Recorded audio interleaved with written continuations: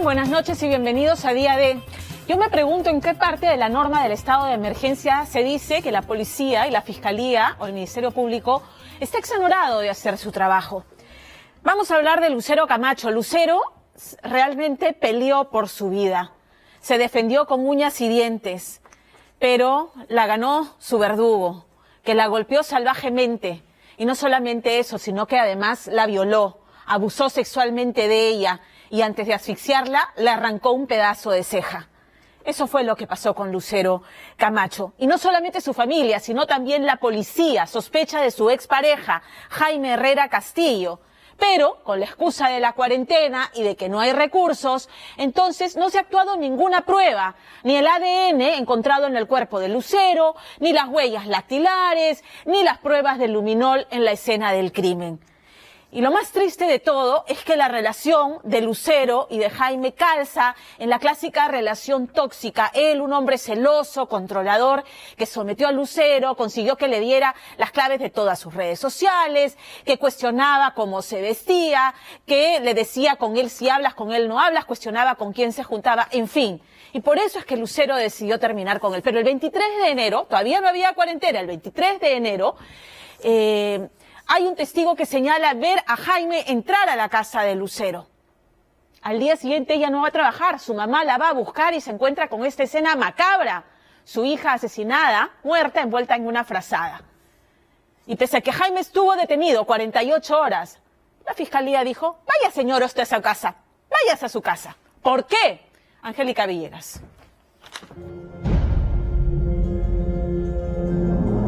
Esta es la cama donde mi hija es encontrada sin vida aquí.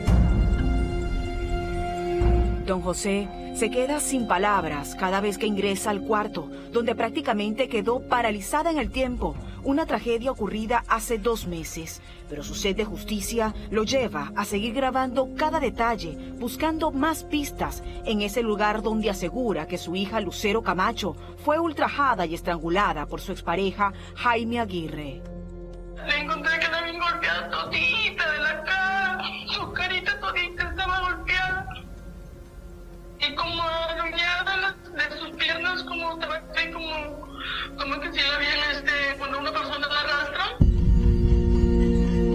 Si ya es fuerte para los parientes de la víctima tener que dejar intacta la escena del crimen a espera que la policía cuente con los recursos para practicar pericias en el lugar, es aún peor para los deudos ver en libertad al hombre que acusan de haber asesinado a Lucero, por lo que esta noche muestran todas las pruebas que lo incriminan. Por lo menos en esta cuarentena él lo respeta, se cruza cuando él quiere como que si no hubiese hecho nada.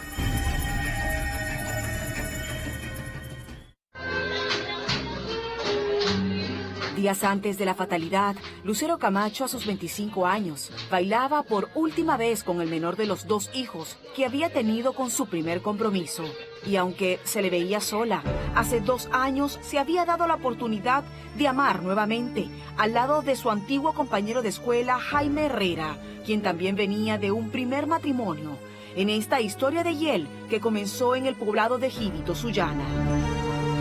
Cuando recién se presenta esta historia, ¿no?, de que el señor Jaime quería formar una relación con mi hija, él vino personalmente y yo lo hice entrar hasta mi cocina porque insistieron, porque yo prácticamente estaba todavía indeciso en no aceptarlo. ¿Por qué usted estaba indeciso en aceptar esa relación que su hija iniciaba con Jaime? Porque yo me había enterado de que él ya tenía una relación anterior y yo le pregunté al señor por qué, entonces porque ya había de por medio había una relación, por qué estaba iniciando otra. Tengo entendido que Jaime Herrera sigue siendo un hombre casado. Eso es lo que yo les comenté a los dos, le hice ver a mi hija, también le hice ver a él. Pero él dice de que ya esa relación la dio por terminada porque ya no soportaba, porque no se comprendía. Más allá de mostrarse como un hombre que quería formalizar, por otro lado, Jaime convencería a Lucero de dejar su casa para que se fuera a vivir sola. Pero no era precisamente para convivir con ella, sino para quedarse esporádicamente ahí cuando deseara. Ahorita me encuentro en el lugar la casa de mi hija. Esta es su frontera como usted puede apreciar, está sola, porque realmente mi hija le daba vida a su casa y ahorita no hay nadie viviendo acá.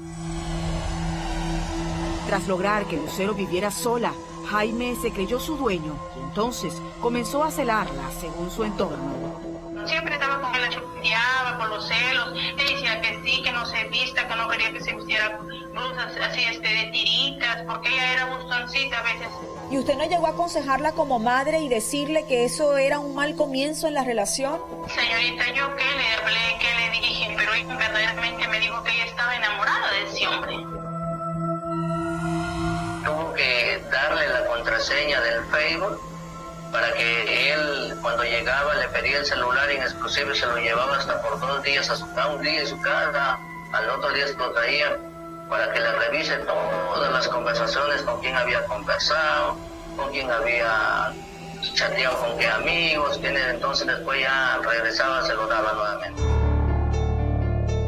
De hecho, estos mensajes que muestran conversaciones entre Lucero y Jaime revelan que él estaba continuamente pendiente del Facebook de ella, celándola de los likes o comentarios que recibía, llegando a dudar del amor que sentía por él, hasta el punto de supervisarle las salidas y la ropa que debía llevar, razón por la cual las peleas entre la pareja se tornaron frecuentes y con ellas las primeras consecuencias fatales.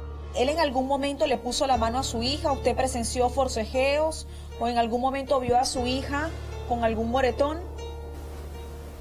Sí, me enteré por mi esposa y por mi hija que había traído ella un moretón por el brazo y entonces, y en las conversaciones del Facebook, entonces aparece, ¿no?, de que él le dice, si te pregunta a tu mamá, dile que te has caído.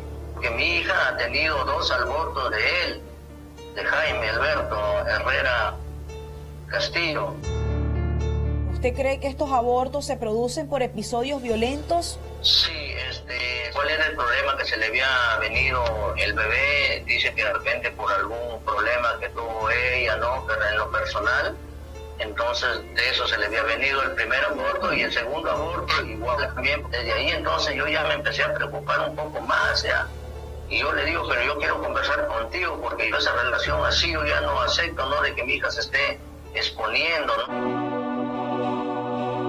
Tras 2 años de relación y estos episodios de abortos que eran protagonizados por celos enfermizos de Jaime, de acuerdo a la acusación, Lucero decidió terminar finalmente la relación para el trágico 23 de febrero, algo que Jaime no le permitiría e iría a buscarla. El día domingo yo le dije a su pareja, me dijo, señora, ¿está Lucero? Le dije, no, le dije, Lucero se ha ido ahorita a su casa, le dije, está lavando y está, ¿cómo se llama? Está en casa, pero el hombre ya venía borracho. En esa primera oportunidad que Jaime va a casa de Lucero, discutieron porque él le dejó un morado en el cuello, por lo que ella lo botó de la casa, según lo que le comentó a sus padres. Pero Jaime, de acuerdo a la acusación, no se daría por vencido y regresaría por segunda vez a la vivienda de Lucero, pasadas las 11 de la noche de ese 23 de febrero, donde fue visto por una vecina que declaró esto ante la policía, coincidiendo con la declaración del padre de Jaime, quien indica que a esa hora este sujeto se había ausentado de una fiesta familiar sin indicar a dónde iba. Este es el recorrido que hace el día domingo 23 de febrero el señor Jaime Herrera Castillo. Se dirige desde allá hasta acá y da la vuelta y se estaciona en esta parte de aquí de estas piedras, donde deja la moto, toca la ventana y de ahí se dirige a tocar la puerta, donde mi hija le abre la puerta ese día domingo. Lo que familiares de la víctima presumen que ocurre después es que la pareja sostiene una discusión y Jaime habría abusado sexualmente de Lucero, según la información recabada por la policía, para luego estrangularla, como consta en esta necropsia, donde luego el asesino buscó la manera de huir sin que nadie lo viera. Esta es la parte de afuera. Ahí donde se encontró el hueco, donde salen. Si el juego de llaves de la casa, entonces son encontradas a este lado de acá. De acuerdo a los parientes de la oxisa, la altura y ancho del hueco por donde huye el asesino coincide con las características físicas de Jaime, quien habría hecho esto para no ser visto por los vecinos al escapar, momento para el cual la familia sospechaba lo peor, en vista que llamaron a Lucero varias veces pero no respondía, ni tampoco fue vista en su trabajo el lunes siguiente, razón por la cual su madre, teniendo las llaves del domicilio, fue hasta el lugar. Mi esposa, a medida que entra, entonces avanza por aquí y se asoma por la ventana. Al momento cuando abre la puerta, esa es la puerta de su cuarto donde es ella encontrada sin vida.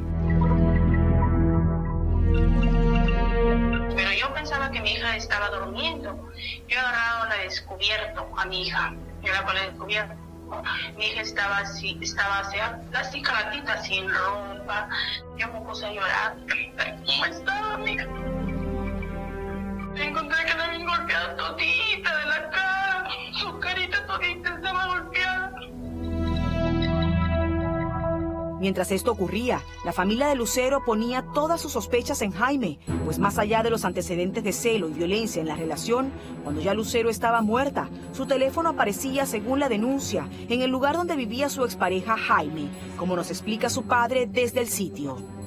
De ese mismo día, 23 de febrero, se vuelven a conectar aquí en este lugar y donde borran parte de información como que si no hubiera tenido que ver nada con ella.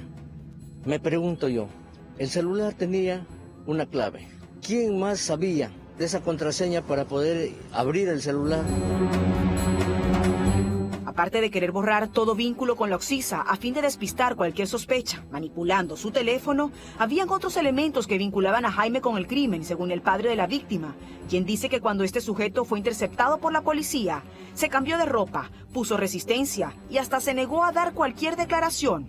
Pero había un detalle en especial, y es que después del hecho, Jaime habría ido a comprar un nuevo teléfono. El teléfono que él va a comprar nuevo es el día lunes en la tarde, ya cuando mi hija ya estaba sin vida. Y si sabía él que mi hija vendía celulares ahí en un puesto en la casona, ¿por qué no fue a comprarle a ella? Que se fue a comprar a otro lugar y era amiga de mi hija. Y entonces la amiga de mi hija le preguntó, pero Lucero también vende celulares. Y entonces él le dice, no, es que yo ya no tengo nada con ella. ¿Por qué quería cambiar de teléfono tras el crimen? ¿Y es que acaso él no tenía un dispositivo? Sí tenía él su número de su teléfono, pero él en ese momento compró un teléfono pero con otro número. Con esta información, la policía detuvo a Jaime por 48 horas, pero según la denuncia, el fiscal del caso, Daniel Hernández Quispe, increíblemente dejó en libertad al acusado, porque supuestamente no encontró suficientes elementos para solicitar su prisión. Y cuando iban a continuar las investigaciones, vino la cuarentena, dilatando aún más el proceso, de acuerdo a los deudos. Me extraña bastante que la justicia aquí en Sullana esté procediendo de esa manera, porque yo me he enterado acá de que ellos han pagado dinero. ¿Cómo sabe usted que ha habido dinero de por medio? Decir eso es delicado. Ha habido dinero de por medio, porque un amigo, entonces, se infiltró allá y le hizo la pregunta, pero ustedes están pagando plata, ¿por qué están pagando? Entonces le dicen, no, nosotros estamos pagando para que mi hermano no se vaya preso. Vienen y me dicen constante, lo vemos bajar que anda por allá, por acá, está flaco, al menos en esta cuarentena él lo respeta, se cruza cuando él quiere como que si no hubiese hecho nada. Ante tanta impunidad, los pobladores de Sullana han salido a exigir justicia. ¡Justicia! ¡Justicia! ¡Justicia! Resulta increíble que hasta el día de hoy, el feminicidio de Lucero Camacho siga impune, pese a existir pruebas que incriminan a su expareja, pero aún más asombroso, que haya un asesino libre y que se use la cuarentena como escudo para no practicar las diligencias, como por ejemplo, huellas encontradas en las llaves, las puertas, los restos seminales que presentó el cuerpo y las uñas de la oxisa con las que se defendió. Una diligencia que, según la ministra de la Mujer, debe practicarse cuanto antes, al igual que las pesquisas en los casos donde está por vencerse prisión preventiva. Ya el Ministerio de la Mujer y Poblaciones Vulnerables lidera la Comisión de Alto Nivel Multisectorial, donde está la Fiscalía, el Poder Judicial, También está educación, cultura, salud y el Ministerio del Interior. Todos estamos trabajando ahora un equipo conjunto para que la Fiscalía atienda de manera inmediata. Así es que cualquier cosa, por favor, a la página de nuestra institución, y nosotros cualquier cosa que tenga que ver también con la Fiscalía, el Poder Judicial o la Policía, los podemos ayudar. En lo que va de cuarentena, 80 mujeres han sido derivadas a casas de refugio y se han reportado 125 casos de violación, 79 de ellos a menores de edad, hechos que en su mayoría tienen al agresor bajo el mismo techo, escudándose en el aislamiento para hacer de las suyas, convirtiéndose esto en la otra pandemia, la de los hogares bajo violencia con duras cifras que nos erizan la piel, donde nos preguntamos qué más hace falta para que feminicidios como el de Lucero terminen de recibir la justicia.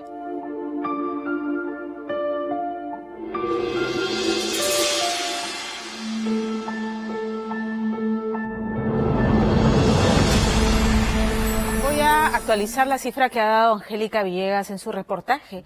A la fecha se han reportado 162 violaciones en plena cuarentena. De estas 162, 102 son violaciones a menores de edad. Se han recibido 18.000 llamadas de emergencia, 4.000 de niños, niñas, de adolescentes o de adultos que han recibido esta situación dramática y han hecho la llamada. Entonces, con estas cifras, yo me alegro de que hoy el presidente, en el mensaje que dio en conferencia de prensa, haya hablado de este grupo técnico de ciencias sociales para atender esta otra realidad que nos golpea durante la cuarentena. Y puntualmente se refirió a la violencia contra la mujer, a la violencia contra niños y adolescentes que están conviviendo con sus enemigos. Y entonces la policía y la fiscalía no puede abdicar, como dije la semana pasada, del trabajo que tienen que hacer. En primer lugar, proteger a las mujeres y a los niños, pero por supuesto, ir contra el sospechoso, ir contra el responsable de esta violencia. Eso es lo que tiene que pasar. O sea, no pueden renunciar a hacer tu trabajo con la excusa de que estamos en cuarentena, porque no hay en ninguna parte de la normativa del estado de emergencia que diga que no hagan su trabajo. La semana pasada, el domingo, comentamos la desaparición de el soldado Brian Mesías Macharé. Su familia lo había reportado como desaparecido. Ocurrió que el 15 de abril le tocaron la puerta a su mamá y soldados uniformados le dijeron: señora, su hijo ha desertado. Ha desertado del servicio militar que estaba haciendo en el cuartel Real Felipe, que queda a 2 cuadras de su casa, pero a su casa nunca fue. La familia no cree en esa versión fría, corta, sin mayores detalles de la deserción, porque dicen Brian se enroló fuera de cuarentena al inicio de este año voluntariamente al servicio militar. Y además se quedaron sumamente angustiados porque durante 7 días no supieron nada de él. Y en su búsqueda lo encontraron caminando, deambulando en la calle, desorientado, con una ropa que no era suya, pero lo más preocupante, con evidentes signos de haber sido salvajemente maltratado, golpeado, y está registrado en video. Muy bien, los superiores de Brian dicen y se sostienen en la versión de que él desertó del servicio militar. Sin embargo, Brian, en un relato confuso, porque como decimos, luce aún desorientado, dice que todo ese tiempo estuvo prácticamente secuestrado en el cuartel Real Felipe. Y a eso se suma la versión de una testigo de la zona de la Siberia, con la que colinda por la parte de atrás con el cuartel, que dice: yo vi correr a un militar que iba corriendo y otros 2 que lo detienen, lo suben en un carro y se lo llevan. Entonces, ¿qué es lo que pasó con Brian Mesías Macharé? Hubo secuestro y tortura, como deslizan los abogados de la familia, y si no fue así y fue una deserción, habría que reconstruir qué pasó durante esos 7 días en que Brian simplemente estuvo desaparecido. Él no se va a librar, sin embargo, de una investigación, porque si se le abre proceso por deserción, podría afrontar 3 años de cárcel. Lorena Ormeño. Quiero revisarte. Tranquilo. Ya estás en casa. Estos arañazos, tienes arañazos también. A ver. Encerrados en el baño de su casa, Brian Mesías Macharé permanecía desnudo mientras su hermano registraba su estado. Acá también tienes arañazos. Y acá tienes un montón de piquetes. Pero Brian no respondía. Lo habían encontrado un poco antes con ropa y zapatillas que no eran de él, caminando desorientado, Por eso, intentando ocultar su miedo, su hermano decidió bañarlo para registrar si su cuerpo le daba las respuestas de lo que le había pasado. Una hinchazón en la nalga derecha, acá en la parte de la pierna, al costado, muy debajo de la ingle, lo tenía totalmente morado. Eran las 4 de la tarde del último miércoles, exactamente una semana después de que el soldado del ejército desapareciera misteriosamente de la fortaleza del Real Felipe del Callao y que, según sus superiores, había desertado. Puede ser deslizándose por la pared, puede ser en el momento que salen las patrullas o regresan las patrullas, porque el que toma la decisión de evadirse va a buscar el momento oportuno para poder realizar esa acción. Una semana después, Brian aparecía deambulando por Pueblo Libre, sucio, aparentemente dopado, con signos de violencia y una versión comprometedora para el ejército. ¿Estás bien? Brian, ¿estás bien? Sí. ¿Sí? ¿Todo bien? Lo primero que tal vez él menciona cuando lo vemos, es de que él se encontraba, al parecer, dentro del Real Felipe. O sea, que él ha estado todo este tiempo, toda esta semana adentro. Dentro del Real Felipe. Deserción o abuso militar. Esta noche en Día D. ¿Qué pasó con el soldado Brian?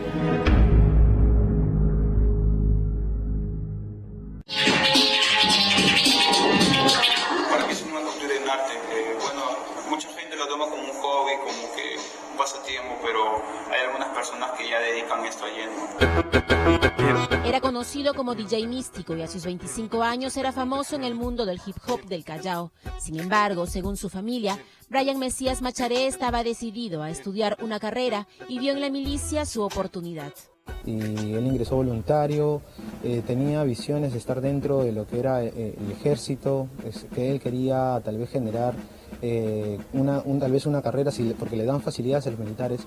Esa era su visión, ¿no? Y fue muy extraño de que luego nos indiquen de que al parecer él había desertado, ¿no? Y es más, cuando nosotros hacíamos las visitas se le notaba muy, muy contento, o sea, él tenía esas ganas de hacer las cosas bien.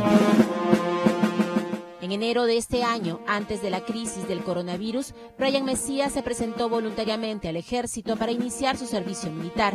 En cada visita, su familia registraba orgullosa al DJ convertido en el soldado Brian, que durante la emergencia por el COVID había salido a dar seguridad a las calles. Sin embargo, todo cambió el 15 de abril. ¿Cómo es que se enteran ustedes y qué les dicen inicialmente, no?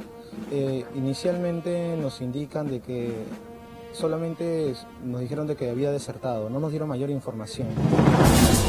Según Jefferson, el miércoles 15, miembros del ejército llegaron a su casa preguntando por Brian. No respondió a las llamadas de lista y al buscarlo descubrieron que no estaba. Era un evasor, le dijeron. Sin embargo, para ellos algo no encajaba. ¿Por qué desertaría si él mismo se presentó? Más extraño aún, ¿por qué si huyó no fue a su casa ubicada a 2 cuadras del Real Felipe? Desesperados colocaron la denuncia y con la fiscalía accedieron a las cámaras de seguridad del cuartel. La última vez que Brian fue visto al interior de la fortaleza del Real Felipe fue precisamente el mismo 15 de abril. Cámaras de seguridad lo captaron caminando tranquilamente con un buzo verde mientras hacía una guardia. Después de esas imágenes registradas a la 1 de la mañana, ninguna otra cámara volvió a captar a Brian ni su presunta huida. Sino que cuando hacen esta visualización también consultan a sus compañeros. Cuando hizo esas consultas, el oficial a cargo indicaron, ¿no?, que era una persona tranquila, que no tenía problemas, que es más, él, o sea, cumplía sus labores sin ningún problema, ¿no? Es más, lo vieron lavando su ropa, su uniforme con normalidad. Su familia y amigos iniciaron su propia búsqueda en las redes sociales para rescatar al soldado Brian. Y de pronto un mensaje de la zona llamada La Siberia, ubicada a la espalda del Real Felipe, los sobresaltó. Habían visto a un militar siendo perseguido, capturado y llevado en un auto. Así acudieron al lugar. ¿De dónde venía el militar? De Río. A este lado y el carro estaba allá. Él venía por este lado y el carro estaba allá. ¿Y hasta dónde lo agarraron al militar? ¿Dónde está la señora? El chico dio la vuelta para allá. ¿Dónde lo dices que lo correteaban? ¿De dónde venía? Acá, desde la playa hasta Ancas. Y ahí en Ancas lo agarraron, en la esquina ahí del portón. Ok. ¿Estuvieron disparando algo? No, solo lo parecieron y me dijeron agárralo. Yo no hice caso omiso y me agarraron en la esquina. ¿Y tú con las fotos que has visto en el programa y las redes sociales es la misma persona? Sí, es la misma persona. ¿Era el hombre que vieron realmente el soldado Brian? ¿Fue capturado y devuelto al Real Felipe? Con 1000 preguntas la familia siguió buscando hasta que otro mensaje los alertó. Un post en una página, en un Facebook, el cual nos indican que habían visto a mi hermano en los cruces de Tingomaría con Venezuela.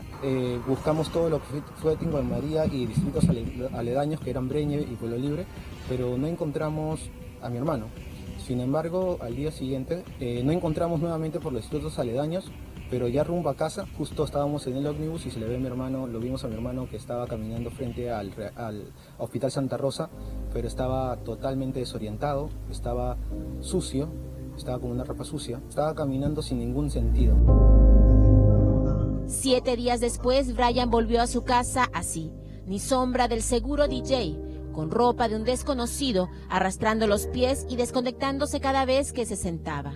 Pero lo más preocupante para su familia fue esto. Quiero revisarte. Tranquilo. Ya estás en casa. A ver, acá también tienes arañazos. Y acá tienes un montón de piquetes. Marcas y heridas en el cuerpo. Y pese al baño, desorientado, con dolores de cabeza y dicen recuerdos borrosos de lo que pasó durante esos 7 días. Pero, según su hermano, insistiendo en que estuvo en poder del ejército. Él menciona, cuando lo vemos, es de que él se encontraba, al parecer, dentro del Real Felipe, y que en horas de la madrugada lo levantaron y le dijeron, ya puedes ir a casa. Y que esa ropa se lo dio tal vez uno de sus superiores, al parecer. O sea, que él ha estado todo este tiempo, toda esta semana adentro. Dentro del Real Felipe, ¿no? Y que tal vez puede haber sucedido algo, que eso ya se va a dictaminar tal vez con las investigaciones. ¿Era producto de su desorientación o Brian estuvo realmente todo el tiempo dentro del Real Felipe? El ejército lo niega e insiste en que desertó. Desde el momento que abandona la instalación sin ninguna autorización se evade, está evadiéndose. ¿Y por qué puede pasar? Puede pasar porque perdió de repente la vocación del servicio militar, tenía mucho tiempo sin salir porque por el problema del coronavirus nuestra gente no sale hace más de 40 días y decidió salir del cuartel sin autorización y para nosotros eso es una evasión. ¿Pero cómo un soldado podría escapar de esta fortaleza? Tenemos paredes que tienen una pendiente de 75 grados. Si alguien quiere deslizarse, no va a poder subir, pero sí va a poder resbalarse. Si toma la decisión, lo podría hacer. También podría utilizar la puerta del perdón y esperar el momento oportuno de que se saca la basura, en las horas que pasa el camión, y salir corriendo. Si él decide escaparse, lo va a hacer. Como se venía tejiendo de que hemos ido a buscarlo para traerlo, no, se busca para saber si está bien, si está vivo, porque la preocupación de la institución es saber qué pasó con él. Si él se escapó, ¿por qué se escapó? Y esa versión de que supuestamente lo agarran y se lo llevan a un auto, ¿fue el ejército? No es el ejército, no podría hacerlo el ejército. Ningún miembro de nuestra institución podría realizar un acto de secuestro. No es un delito. Sin embargo, al ser hallado, según su hermano, Brian señaló que estuvo todo el tiempo en el Real Felipe. La familia señala que a él aparentemente salió, lo recuperan, lo vuelven a meter y que ha estado 7 días aquí adentro. Incluso aparentemente tiene hasta algunas heridas. Y esa versión es la que rechazamos enfáticamente. El soldado no ha vuelto a entrar a la instalación. Ahora, referente a las heridas, el examen del médico legista manifiesta lo contrario. Sin embargo, él ha estado 7 días casi fuera de acá. Entonces, nosotros no podemos saber qué cosa es lo que ha podido pasar durante todo ese tiempo que no ha estado aquí en el cuartel. Con más de 400 soldados acantonados en el Real Felipe y la primera evasión en 2 años, aseguran que retener o torturar a uno de ellos es prácticamente imposible. Y como prueba señalan el examen médico que no halló lesiones en Brian. Según el ejército, buscando sus razones para la deserción, tras su desaparición supieron que estaba ansioso y pensando en una ex enamorada. Hemos podido entrar a buscar en las diferentes redes sociales y hemos podido ver ahí un mensaje de una ex pareja, que según manifiesta así es el hermano, donde 10 horas antes de la evasión del soldado pone un mensaje alusivo al soldado. Entonces, y pone sus iniciales. Cuando han llegado ahí, bueno, han podido verificar, no han podido entrar dentro de la casa, solamente se ha entrevistado en la puerta y no se encontraba ahí. Cuando ha aparecido el joven, como le comentaba al general, mencionan que él se encuentra en mal estado, lo grabaron, ¿no? Bastante herido, un poco perdido. ¿Cómo se explica esto? Bueno, ya esa es una versión que está dando la familia. Seguramente las investigaciones que haga la policía determinará el resultado o el estado en que lo hayan encontrado. Particularmente el que habla, una vez aparecido el soldado, me acerqué al médico legista que estaba afuera. Lo que yo no he podido ver de lejos, bueno, ha sido de noche. Yo lo he visto de una manera, bueno, estaba medio cansado de repente, pero una apariencia para mí normal, para mí. ¿Se puede haber dentro del Real Felipe maltrato, tortura, secuestro? De ninguna manera. Los jóvenes en edad militar vienen, se presentan, hacen su servicio. Nosotros acá no los retenemos, no los obligamos, no los maltratamos, no existe calabozo, no existe nada. Esa es una historia que se piensa, cree que el ejército la continúa haciendo y eso es algo que no se ve muchos, hasta décadas atrás, ¿no? Se podría decir. Acá eso está prohibido porque todo el mundo sabe pues, de que eso tiene una consecuencia penal. O sea, no creo que nadie se vaya a atrever a hacer eso. Se fue en busca de su ex enamorada. Esta persona vive en San Juan del Lurigancho. Estamos y tal vez analizamos un poco. Mi hermano sale a la 1 de la madrugada, estamos en un toque de queda. Lo más probable hay mucha patrulla justo por donde está la municipalidad. Tal vez lo hubieran retenido, lo regresaban al cuartel o tal vez lo llevaron a una comisaría o es más.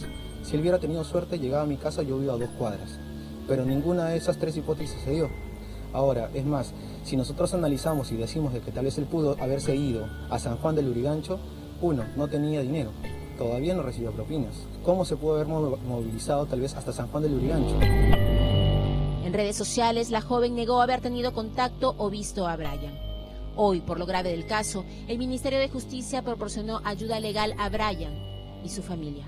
De una persona que de forma voluntaria quiere prestar el apoyo a nuestra patria, de la noche a la mañana, como vuelvo a repetir, aparezca pues con síntomas de haber sido violentado físicamente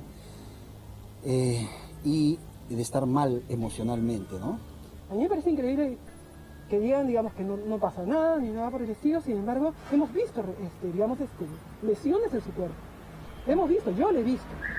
O sea, él tiene dolor de cabeza. Como evidencia, los abogados han presentado a la policía estos y otros videos de Brian para exigir nuevos exámenes en un hecho que consideran podría configurar delitos como secuestro, lesiones graves y tortura. El ejército niega el maltrato y dio 7 días de permiso para que Brian cumpla la cuarentena en su casa, a la espera de que él mismo y no su hermano esté en condiciones de decir qué pasó. Lo cierto es que según la justicia militar, de ser denunciado por deserción y ser hallado culpable, el soldado Brian podría ser condenado a 3 años de cárcel, una realidad que la familia teme. No queremos que regrese al ejército porque tenemos temor mucho por mi hermano y por las cosas que ha sucedido. Sabemos que no todas las personas aplican tal vez lo que es el abuso de autoridad, porque esto parece ser un abuso de autoridad. Nosotros no queremos manchar su nombre ni tampoco ir contra ellos. Lo que nosotros queremos es que esto se esclarezca y que tal vez nos den información qué exactamente le pasó a mi hermano. 4 días después, según su familia, Brian aún no es el mismo. ¿Qué pasó en esos 7 días con el soldado Brian? ¿Cuál es la verdad en esta historia?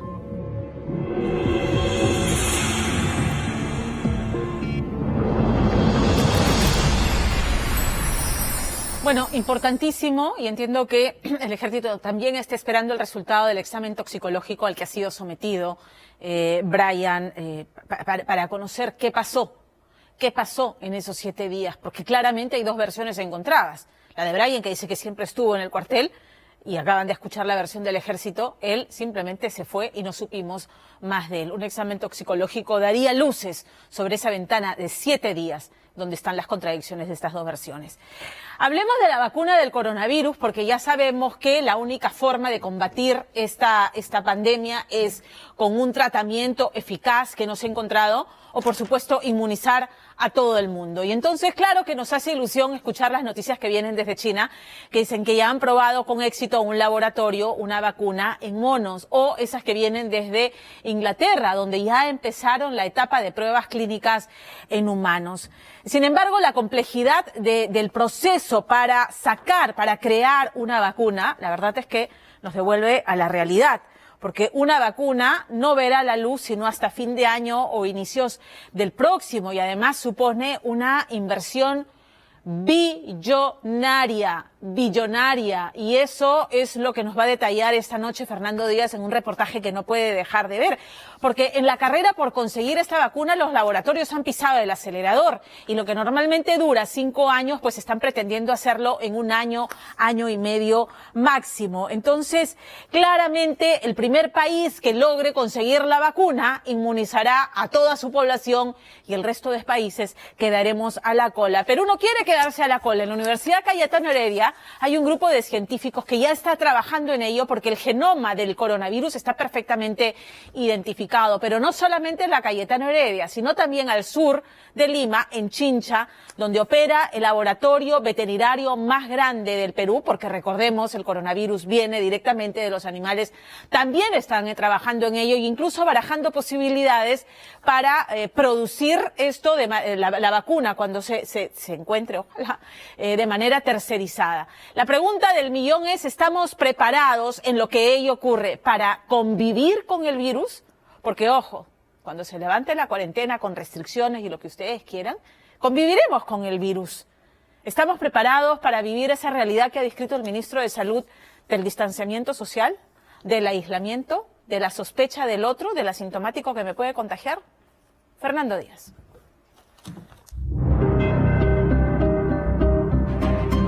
El coronavirus llegó para quedarse, fue la frase que utilizó Pilar Macetti para dejar en claro que la humanidad tardaría varios meses en encontrar una luz al final del túnel. A la jefa del comando COVID en el Perú no le ha faltado razón.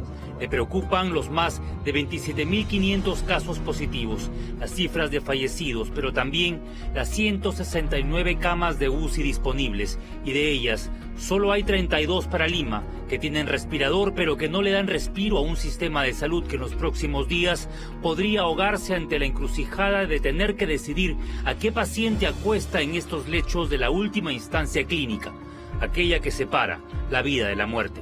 Lima concentra prácticamente la mayor cantidad de camas, y en este momento para Lima estamos teniendo 32 camas disponibles. No hay rincón en el mundo donde alguien pudiera a estas alturas esconderse y sentirse libre de un contagio, ni siquiera en las Islas Maldivas, el paraíso terrenal en medio del Océano Índico. Ya tiene más de 120 contagiados, mientras los Estados Unidos, con 809.000 casos, lidera el ranking pagando las consecuencias de la soberbia. Was transmitted from a traveler from China to Europe, maybe Italy, maybe France, maybe England. And then from there, the passenger came to the U.S. So when the U.S. closed the border with China to control the epidemic, it might have been too late, because we might have received the patient from Europe and not from China. No hay manual para enfrentar al COVID-19. Se ha equivocado Trump, se equivoca Bolsonaro, López Obrador en México, se critica a Pedro Sánchez en España y también a Martín Vizcarra, quien no quiere preguntas de la prensa en tiempo real, aunque los números sí se actualicen a diario. Al coronavirus se le estudia sobre la marcha. Para entender una enfermedad, la medicina necesita muchas veces cientos de años. La tuberculosis, el cáncer, cientos de años. Esta enfermedad nueva, que solo tiene 4 meses, la estamos aprendiendo a la velocidad del rayo. O sea, es una cosa impresionante la velocidad en la que se está descubriendo cómo funciona el virus, cada paso dentro de la célula, desde el momento en que llega a unirse a un receptor de la célula, al momento en que se internaliza dentro de la célula, el RNA se libera, las proteínas se producen, el virus se ensambla y sale. Hace 42 días hablábamos de un virus respiratorio, miembro de una familia de 7 virus que atacaban básicamente a las aves.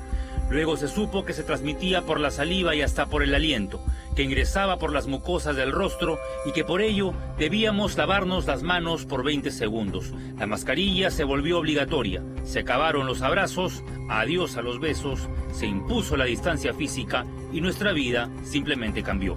Es un virus nuevo y por tanto hay muchos factores que aún desconocemos. No sabemos a largo plazo cómo se va a comportar. Sabemos muchas cosas, hemos conseguido leer sus genes y analizar todas sus proteínas, o sea, a nivel biológico, a nivel molecular, lo entendemos bastante bien, pero aún no sabemos cómo va a reaccionar en los próximos meses, en los próximos años. La pandemia es global y mientras en el Perú nos peleamos por las mascarillas y los ventiladores mecánicos, las potencias mundiales que nos llevan meses de experiencia enfrentando a este enemigo invisible y años luz en desarrollo, empiezan la carrera por fabricar la vacuna que devuelva a los humanos a las calles sin temor al contagio. Las autoridades de salud en el mundo, para reducir cualquier riesgo de que la vacuna pueda dañar a la población, exige de una manera muy exhaustiva que la vacuna se pruebe en 3 fases clínicas que involucran a cientos de miles de participantes. Producir una vacuna tarda aproximadamente 1 año y en el caso del COVID-19 se habla de un máximo de 24 meses. The better way to stop epidemic or pandemic or any disease is to make a vaccine, and the vaccine has to be efficacious. Means to protect people, and also has to be safe, because you are giving the vaccine to healthy people and you are not giving the vaccine to sick people, so that the safety bar needs to be high. Esta eminencia en el mundo de los virus se llama Farshad Guirakhoo, doctor en virología y miembro del laboratorio GeoVax en Atlanta, Georgia, Estados Unidos, concentrado en fabricar la cura para la pandemia. La producción total de una vacuna para el COVID-19 puede llegar a costar $1 billón. And obviously the bigger companies who have deep pockets, they can move faster because they're not only they have their own money, they get also government support.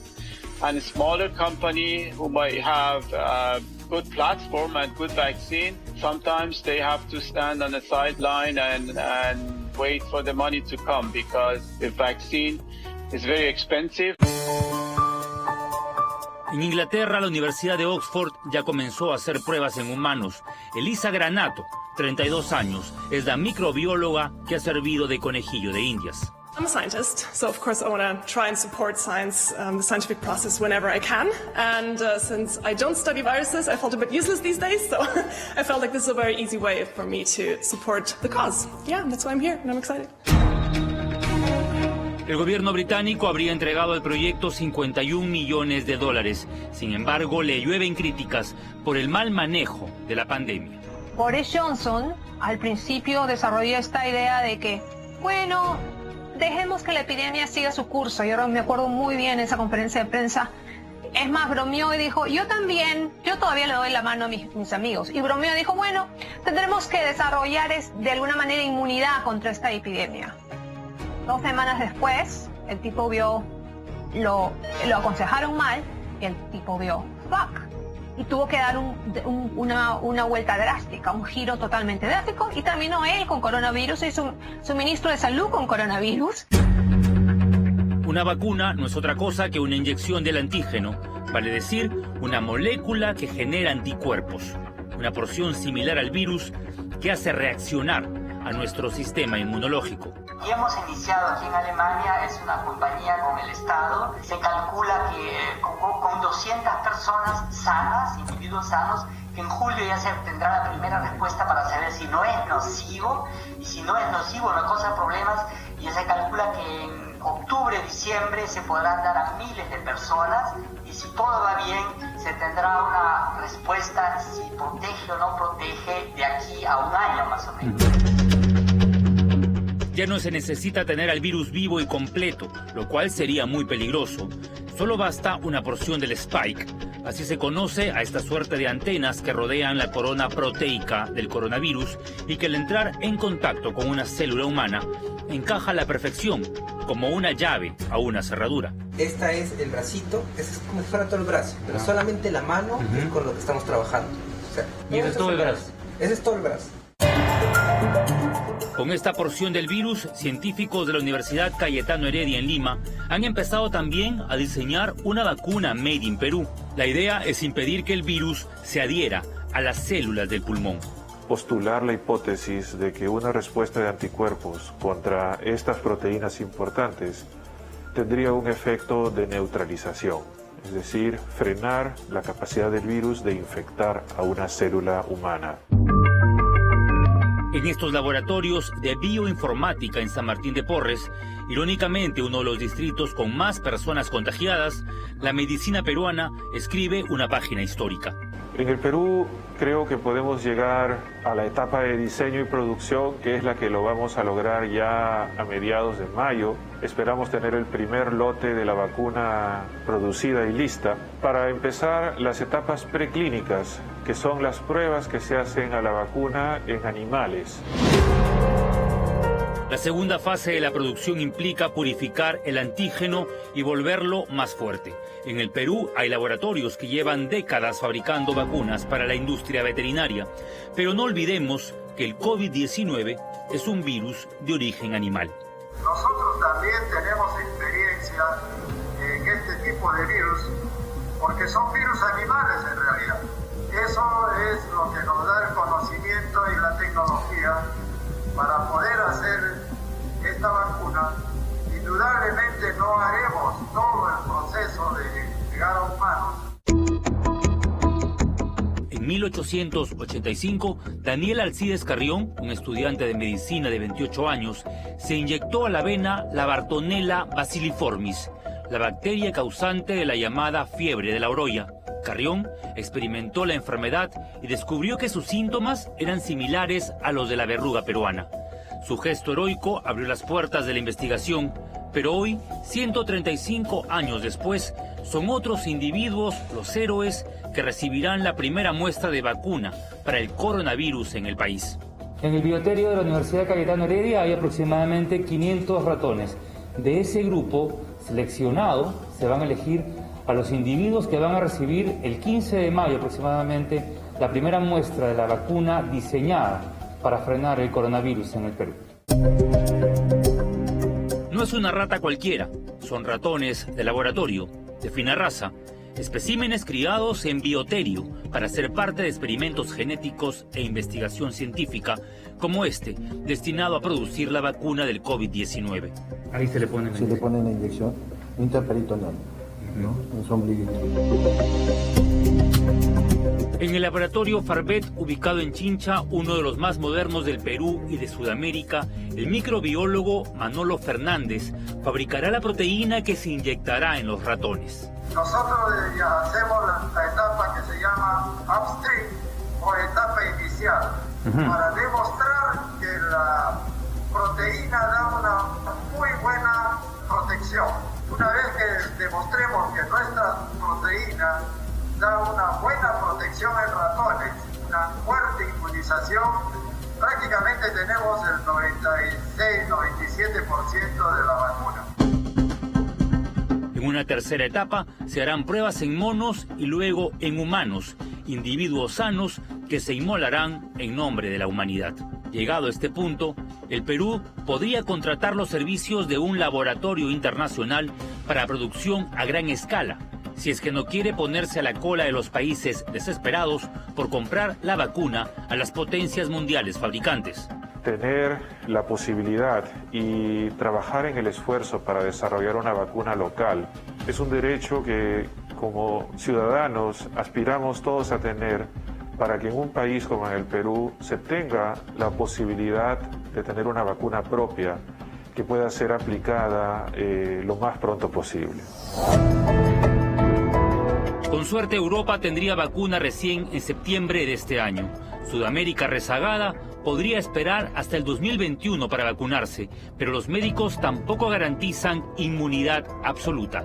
Por cierto, ya hay rebrotes. Los científicos han dicho que el hecho de que tengas el virus quizás no significa que ya estés inmunizado. Entonces, ya las autoridades también están empezando a hablar de que las medidas de distanciamiento social van a durar por meses, quizá más, porque mientras como no haya una vacuna, las autoridades han dicho que probablemente, por lo menos a fin de año, no hay esa esperanza. Las medidas de distanciamiento social van a tener que seguir, como también las medidas de higiene y otro tipo de maneras en que hemos encontrado de evitar esa transmisión del uno al otro, ¿no? En tanto, países como España empezarían a desescalar recién a mediados de mayo, a salir a las calles tímidamente. Eso nos lo cuenta Ana Treyes, periodista peruana afincada en Madrid. Lo que pasa es que Perú, veo yo que todavía no pasa a la siguiente etapa.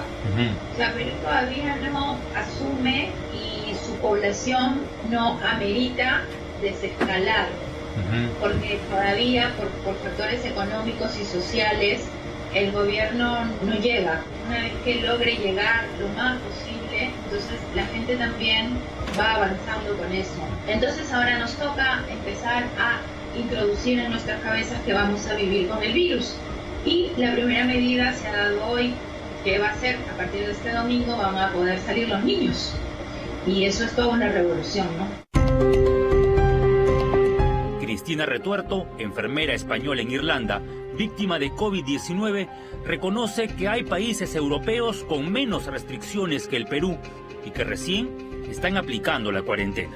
Estamos en lockdown, lo que es la cuarentena que tiene la mayoría de los países. Sí es cierto que es menos estricta que en España, puesto que sí tenemos permiso para salir, pero únicamente al supermercado. Las únicas tiendas que están abiertas son las tiendas que tienen materiales de limpieza de la casa o de comida y de alimentos de primera necesidad. Y creo que la falta de información es lo más peligroso que ahora mismo la población tiene, el problema más grande que tenemos. Así que por favor que os escuchen y que no se ponga tan feo por allí como lo tenemos por esta zona, lo que sea lo mejor. Este será un año de aprendizaje y de cambio de hábitos. Aquello que nos unía hoy resulta peligroso. Un beso sublime puede ser el pasaporte a la muerte, tanto como el soplido apagando una vela de cumpleaños o el de una madre enfriando el bocado caliente de su hijo. Mientras no haya vacuna, seremos otros. El coronavirus ha llegado para quedarse.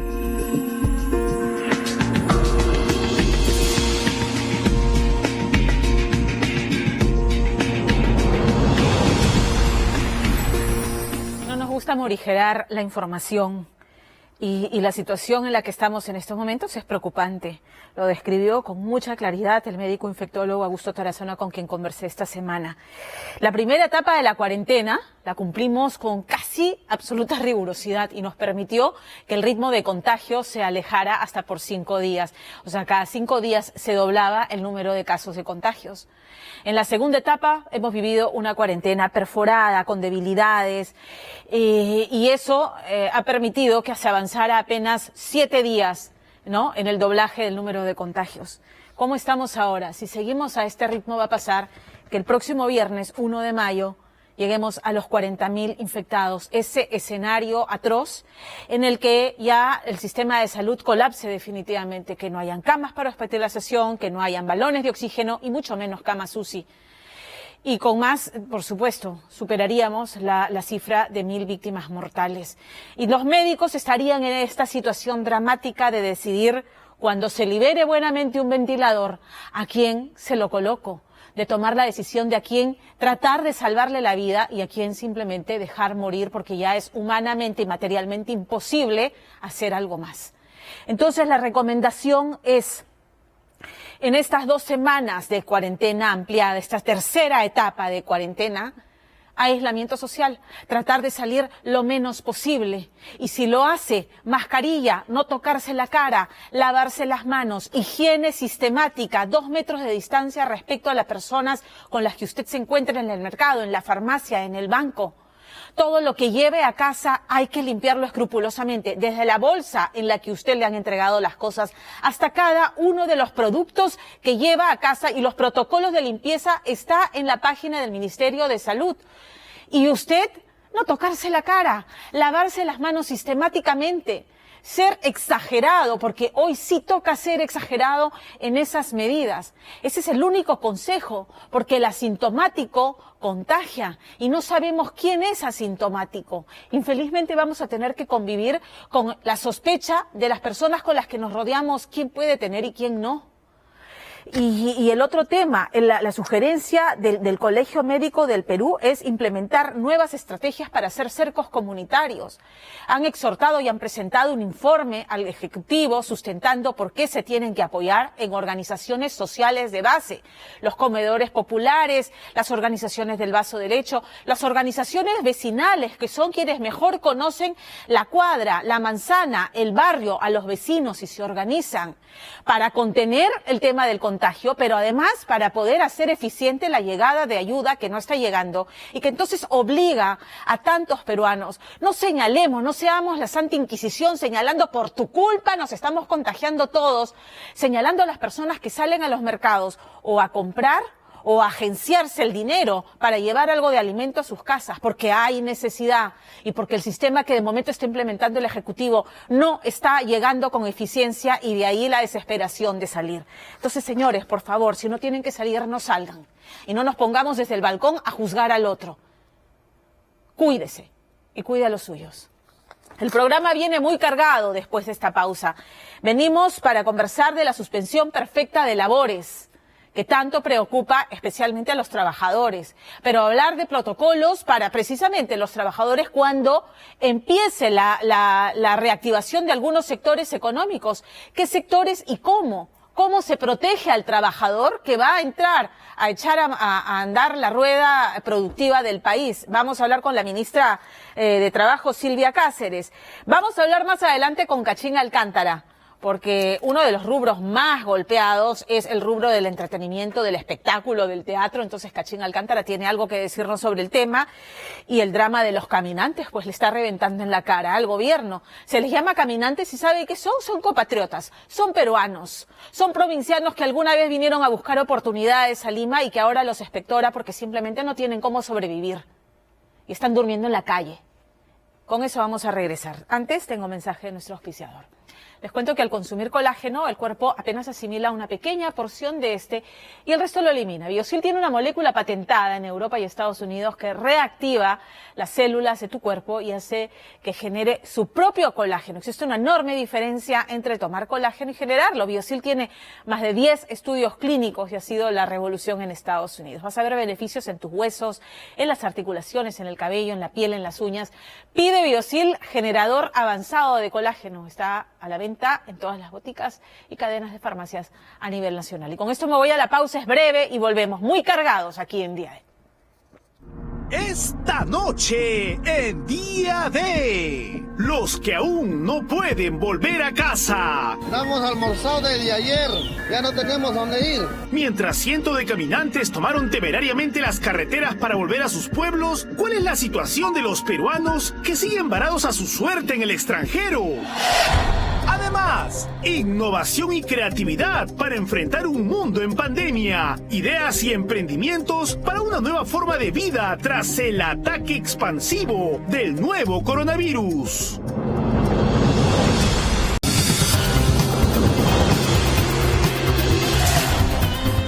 La suspensión perfecta de labores sigue siendo un dolor de cabeza para los trabajadores que están en el sector formal. Hay cerca de 7.124 empresas que ya se habrían acogido a este mecanismo, lo que supone el contrato suspendido para más de 84.000 trabajadores. Estamos hablando de microempresas, pequeñas empresas y medianas empresas, principalmente en rubros que son intensivos en mano de obra: hotelería, restaurantes, comercios, inmobiliarias, manufacturas, transporte.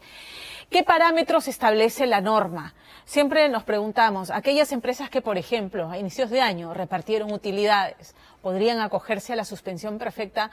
Aquellas empresas que se acogieron a algún tipo de beneficio o subsidio del Estado, ¿podrían aplicar suspensiones? Estamos conectados vía Skype con la ministra de Trabajo, Silvia Cáceres. Ministra, ¿cómo está? Buenas noches. Muy buenas noches, Pamela, y gracias por invitarme a tu programa. Ministra, la suspensión perfecta de labores, hasta la fecha, ¿cuántas empresas ya se han acogido a este mecanismo? Están en curso atender un conjunto de solicitudes. Es importante precisar que el hecho de presentar la solicitud no implica la aceptación de la solicitud. En un primer momento, cuando se emite el decreto de urgencia 038, que abre la posibilidad de esta modalidad, llegamos a registrar alrededor de 8.000 empresas, como tú bien has anotado. Sin embargo, hizo falta emitir normas que precisaran justamente los filtros para que quedara claro, no solo a los trabajadores, sino también a las empresas, cuáles eran esas condiciones que tenían que estar presentes para no optar por esta figura excepcional de una manera indiscriminada, ¿no? En ese sentido, desde la dación de las normas complementarias que establecen los filtros correspondientes, estamos hablando de alrededor de 4.800 empresas que comprenderían alrededor de 36.000 trabajadores. Estamos hablando de solicitudes presentadas en la plataforma del Ministerio de Trabajo a nivel nacional y que están siendo materia de verificación, para lo cual la Autoridad de Trabajo tiene 30 días hábiles para efectos de esa verificación. Pero entiendo que ya hay empresas que han aplicado suspensión perfecta de labores independientemente del decreto publicado, porque la ley lo permitía y simplemente les han dicho a los trabajadores se van. Entonces, ¿estas empresas que ya aplicaron pudieran acogerse a algún beneficio o subsidio del Estado? Sí, lo primero es que si está pendiente la verificación, caben dos posibilidades. Que la Autoridad de Trabajo confirme que los filtros están presentes, vale decir que hay afectación económica, que se trata de actividades que no están operando, que están suspendidas, que no es posible aplicar el trabajo remoto, que no hay afectación a derechos fundamentales de mujeres trabajadoras o la libertad sindical, y que la licencia con goce de haber no va a ser posible de aplicarla con compensación. Si todos estos filtros concurren, la autorización se estaría dando previa verificación de la Autoridad de Trabajo, pero si no están presentes, lo que corresponde es que el empleador deje sin efecto esa medida que adoptó en los hechos, en la práctica, y reconozca a los trabajadores desde el primer día que se suspendió la actividad laboral hasta la fecha en que se pronuncia la Autoridad de Trabajo todas las remuneraciones que le corresponden, sin perjuicio de constatar de si las razones que adujeron los empleadores no se dan o no están presentes o no se verifican por la Autoridad de Trabajo, se puede cursar una notificación al Ministerio Público por falta a la fe pública, ¿no? ¿Cómo se estima la afectación económica? ¿Cuáles son los criterios para determinar que una empresa efectivamente está en aprietos económicos y puede aplicar la suspensión perfecta?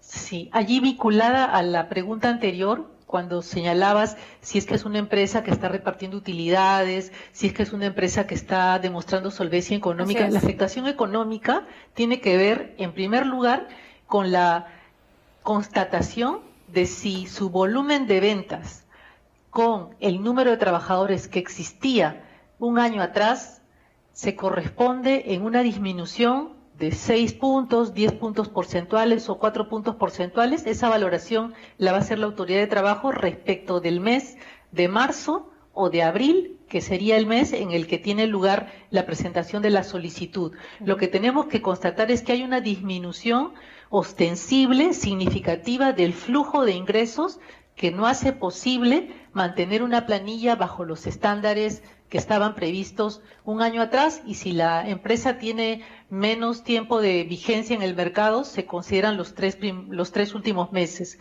Lo que importa es determinar si es que efectivamente hay un perjuicio económico derivado de la suspensión de actividades, y eso se corrobora con la información que las empresas presentan mensualmente ante la SUNAT, se va a corroborar con la Inspección de Trabajo a través de la presentación de información contable, los libros contables. SUNAFIL ya aprobó el protocolo a efectos de que los empleadores sepan qué documentación se les va a pedir de manera puntual a efectos de determinar si la afectación económica se da o no se da. Ahora, hay una serie de criterios que las empresas deben observar antes de ir a la suspensión perfecta. El tema de vacaciones pendientes y de vacaciones por tomarse en el año, que claramente son vacaciones pagadas como establece la ley. ¿Qué otro mecanismo se tiene que contemplar antes de que el empleador venga y te diga vamos a suspender el contrato aquí?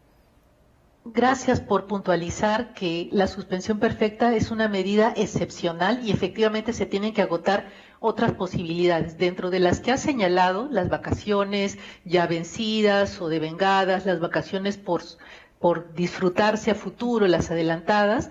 También existe la posibilidad de que haya un acuerdo, y eso es fundamental, hay un acuerdo entre el empleador y el trabajador para reducir la jornada de trabajo que vaya a tener lugar a futuro y la reducción proporcional de las remuneraciones, que en ningún caso puede ser inferior a una remuneración mínima vital. Esa es una figura que han adoptado ya algunas empresas en el ánimo de no afectar los ingresos de los trabajadores, y es una señal de compromiso con el país también, que está afrontando una situación difícil y que no permite que las familias se vean afectadas también con la merma de sus ingresos familiares. Ministra, yo tengo el dato que el 60% de los trabajadores formales del sector privado están bajo la modalidad de contrato a plazo fijo. Estamos hablando de 100.000, 140.000 trabajadores. Entonces, ¿cómo se protege ese trabajador que está con contrato fijo y cuyo contrato vence precisamente en el lapso de la suspensión perfecta de labores? Van a regresar y el empleador le puede decir, lo siento, ya no te puedo renovar el contrato. ¿Cómo se protege a ese trabajador? Se protege con el conjunto de medidas que como gobierno hemos adoptado en este estado de emergencia sanitaria, justamente para que las empresas cuenten con capital de trabajo y puedan, asumir el costo de la planilla. Cuando hemos hablado del Plan Reactiva Perú, que les abre una línea de crédito a las empresas, hoy día hemos aprobado una ampliación al Fondo Especial para la Microempresa, el FAEMIPE, a efectos de que incluso no solo las microempresas, sino también las empresas unipersonales puedan contar con capital de trabajo a efectos de honrar sus obligaciones con proveedores y fundamentalmente asumir la planilla. El pago del subsidio del 35% de la planilla para las empresas cuyos trabajadores ganan hasta 1.500 soles también es otro apoyo del Estado, justamente para contrarrestar esa posibilidad, esa evaluación que puedan estar haciendo las empresas de no renovar o renovar contratos de sus trabajadores. Promover el empleo, mantener el empleo en una situación tan preocupante como la que estamos atravesando es fundamental en la lógica del gobierno, y todo ese conjunto de medidas tiene ese propósito. Brevemente, para pasar al tema del sistema delivery, que es algo que se está discutiendo también. Entonces, ¿puedo acogerme la suspensión perfecta si demuestro esta precariedad económica, pero a su vez también puedo recibir subsidio del Estado entonces? No, lo que hemos dicho con mucha claridad, y creo que también lo puntualiza el Decreto Supremo, es en la evaluación de si hay afectación económica, en la evaluación de si los otros filtros se están cumpliendo, entra también la consideración si la empresa está siendo objeto de algún subsidio por parte del Estado. Eso está expresamente contemplado en el Decreto Supremo que hemos aprobado recientemente y que la Autoridad de Trabajo va a ponderar caso por caso cuánto de los subsidios que pueda el gobierno promover y otorgar a las empresas terminan siendo acogidos por las que puedan solicitar la suspensión perfecta. Claramente sería una inconsistencia si estamos recibiendo recursos del Estado para mantener la planilla, optar por la suspensión perfecta de labores. Esa sería claramente una inconsistencia y la Autoridad de Trabajo la evaluará. De acuerdo. El sistema de delivery se está evaluando. ¿Cuál es el impacto que tiene? Principalmente echarían mano de esa posibilidad el rubro de restaurantes. ¿Qué otros rubros podrían hacer uso del delivery y bajo qué parámetros? Porque, vamos, los trabajadores del servicio de delivery, en primer lugar, tendrían que estar protegidos y formalizados para que tengan acceso a un seguro de salud, porque son los que van a estar expuestos haciendo este trabajo. Claramente, la línea de consideración fundamental de nuestro gobierno para activar cualquier actividad económica, dentro de las cuales podría estar la entrega de comida a través del delivery, es observar estricta y escrupulosamente los protocolos sanitarios, porque efectivamente estamos haciendo un esfuerzo como país para que la cuarentena permita contener la propagación del virus, y las actividades económicas que se van a ir reactivando tienen que confluir en ese objetivo nacional. En ese sentido, la primera línea, el primer filtro para decidir qué actividades y con qué progresividad se ponen en marcha es el filtro sanitario, los protocolos que estrictamente deban cumplir las empresas, pero y que no tienen solamente que acreditar que lo cumplen, y va a ser verificado no solo por la autoridad sanitaria, sino también por la Inspección de Trabajo. De acuerdo. Y en el caso de los deliveries, sí, la primera consideración que ya ha compartido la ministra de la Producción es que sean los restaurantes que asuman la garantía de poder establecer estos protocolos sanitarios de manera estricta.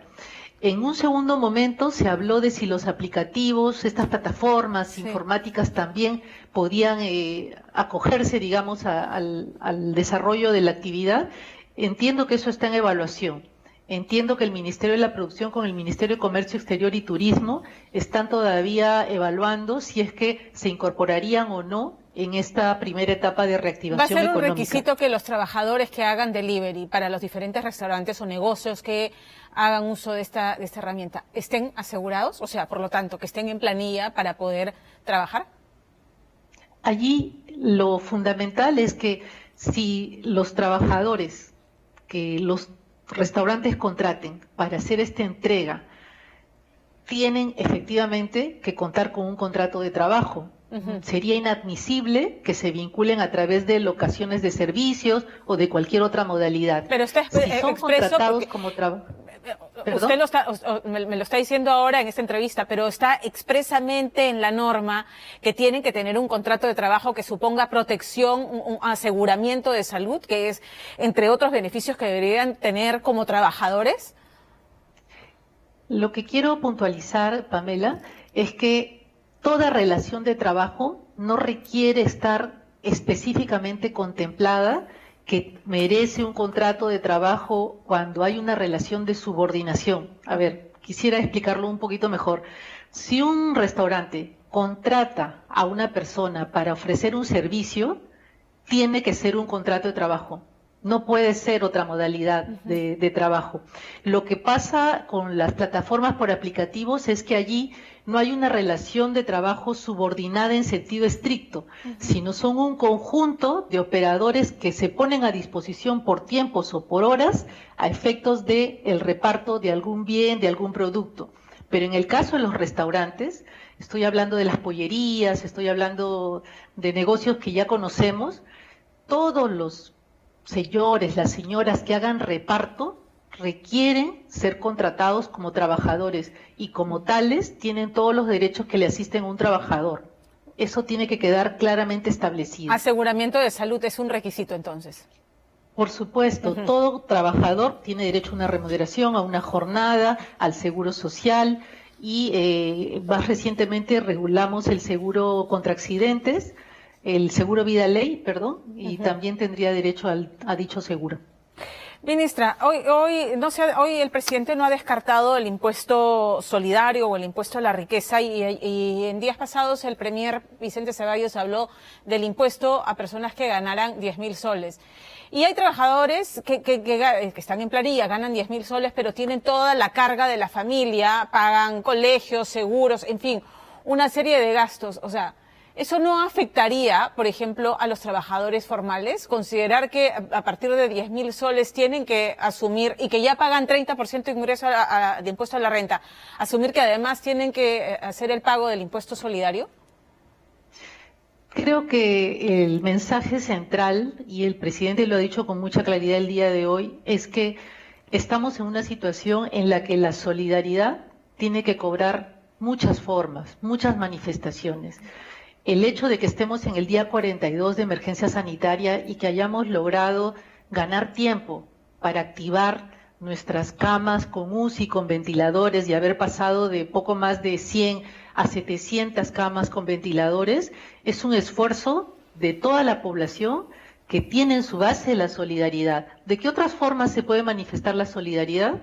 El presidente lo ha dicho, estamos en un curso de evaluación de cuáles son esas medidas que implican un acto solidario, ya sea de quienes podemos tener ingresos y podemos coadyuvar a que otras personas que carecen de los mismos afronten esta situación difícil, como en otro escenario en el que también se ha evaluado de si podría afectarse el patrimonio. Estamos en una decisión que todavía se está evaluando, se está sopesando, pero lo que no puede quedar en duda es que en esta lucha contra el coronavirus todos tenemos que implicarnos y todos debemos salir juntos de una situación tan adversa, inesperada, que está poniendo en juego y está llevándose, está cobrándose vidas humanas y nadie puede quedarse al margen de la lucha contra este coronavirus en todos los campos, en el campo de la salud, en el campo laboral y también en el campo económico.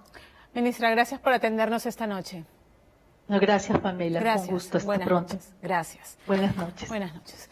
Vamos a cambiar de tema y vamos a hablar de los mal llamados, yo digo mal llamados caminantes porque, en primer lugar, son una bomba de tiempo para el gobierno y para los gobiernos regionales. Y hablamos de caminantes cuando en realidad son peruanos como todos, compatriotas, provincianos, que un grupo de mujeres, familias, ancianos, madres con niños, mujeres gestantes, enfermos, es un grupo heterogéneo pero a la vez homogéneo también, porque a todos los une la necesidad y la desesperación.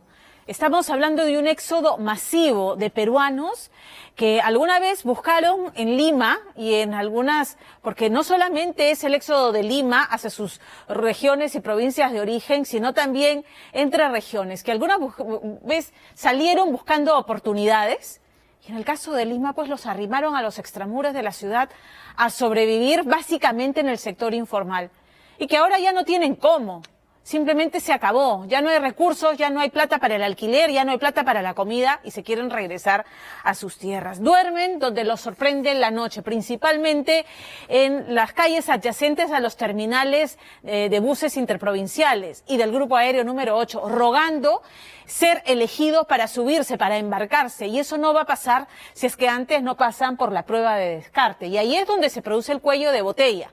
Porque el ministro ha dicho, el premier Vicente Ceballos ha dicho, hay 800 pruebas diarias, se le da prioridad a mujeres, ancianos, niños. Pero estamos hablando, y la cifra es pavorosa, de 167.000 peruanos, provincianos, que lo que pretenden es regresar a su región. El otro frente, y todo esto lo abarca Richard Apolo en su nota, es los peruanos que todavía están en el extranjero esperando que se coordinen los vuelos para regresar al Perú desde España. Desde Japón, desde lugares tan lejanos como Sudáfrica. Para todos es un drama y todos lo único que quieren es volver. Richard Apolo.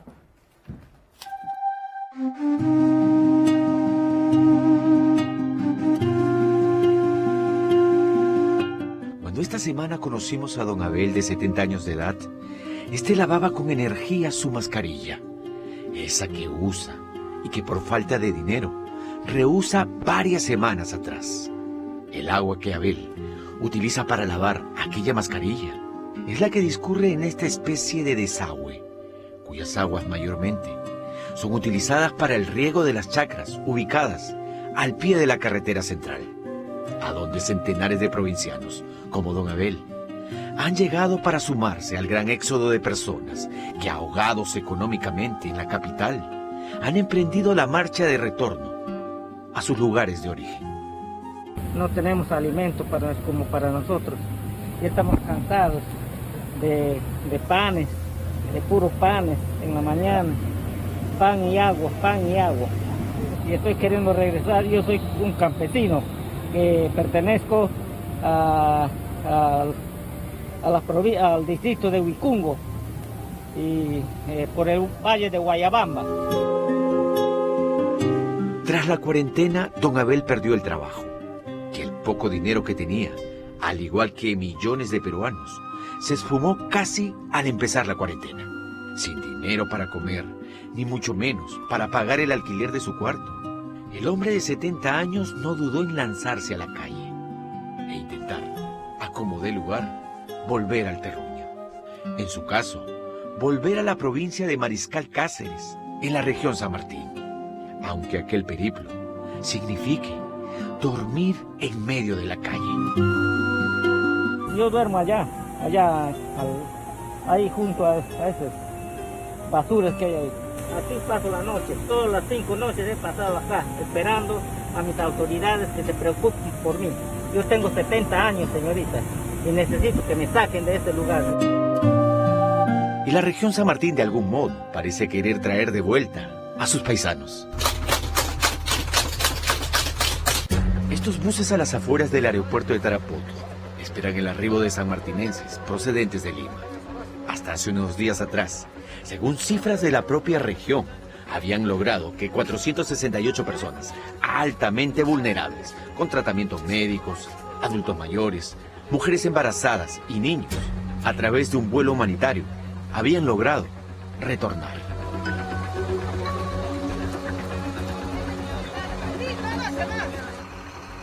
Sanmartinenses, a quienes, tras una desinfección previa a abordar los buses, eran llevados a hoteles y albergues para pasar la obligada cuarentena de 14 días, además de vuelos, según la región, por vía terrestres en 7 ómnibus.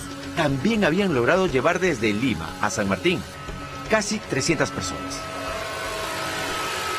En este hotel tenemos 68 personas que llegaron en la madrugada y proceden de diferentes zonas de la región San Martín, pero fundamentalmente del Alto Mayo. Estamos hablando de Moyobamba, estamos hablando de Rioja, tenemos también personas de Tarapoto y una de Xunté que está por Tocache. Ajá. Entonces todas van a pasar cuarentena acá en este hotel. Entonces cada provincia está organizándose para recepcionar a las personas que provienen de esa zona.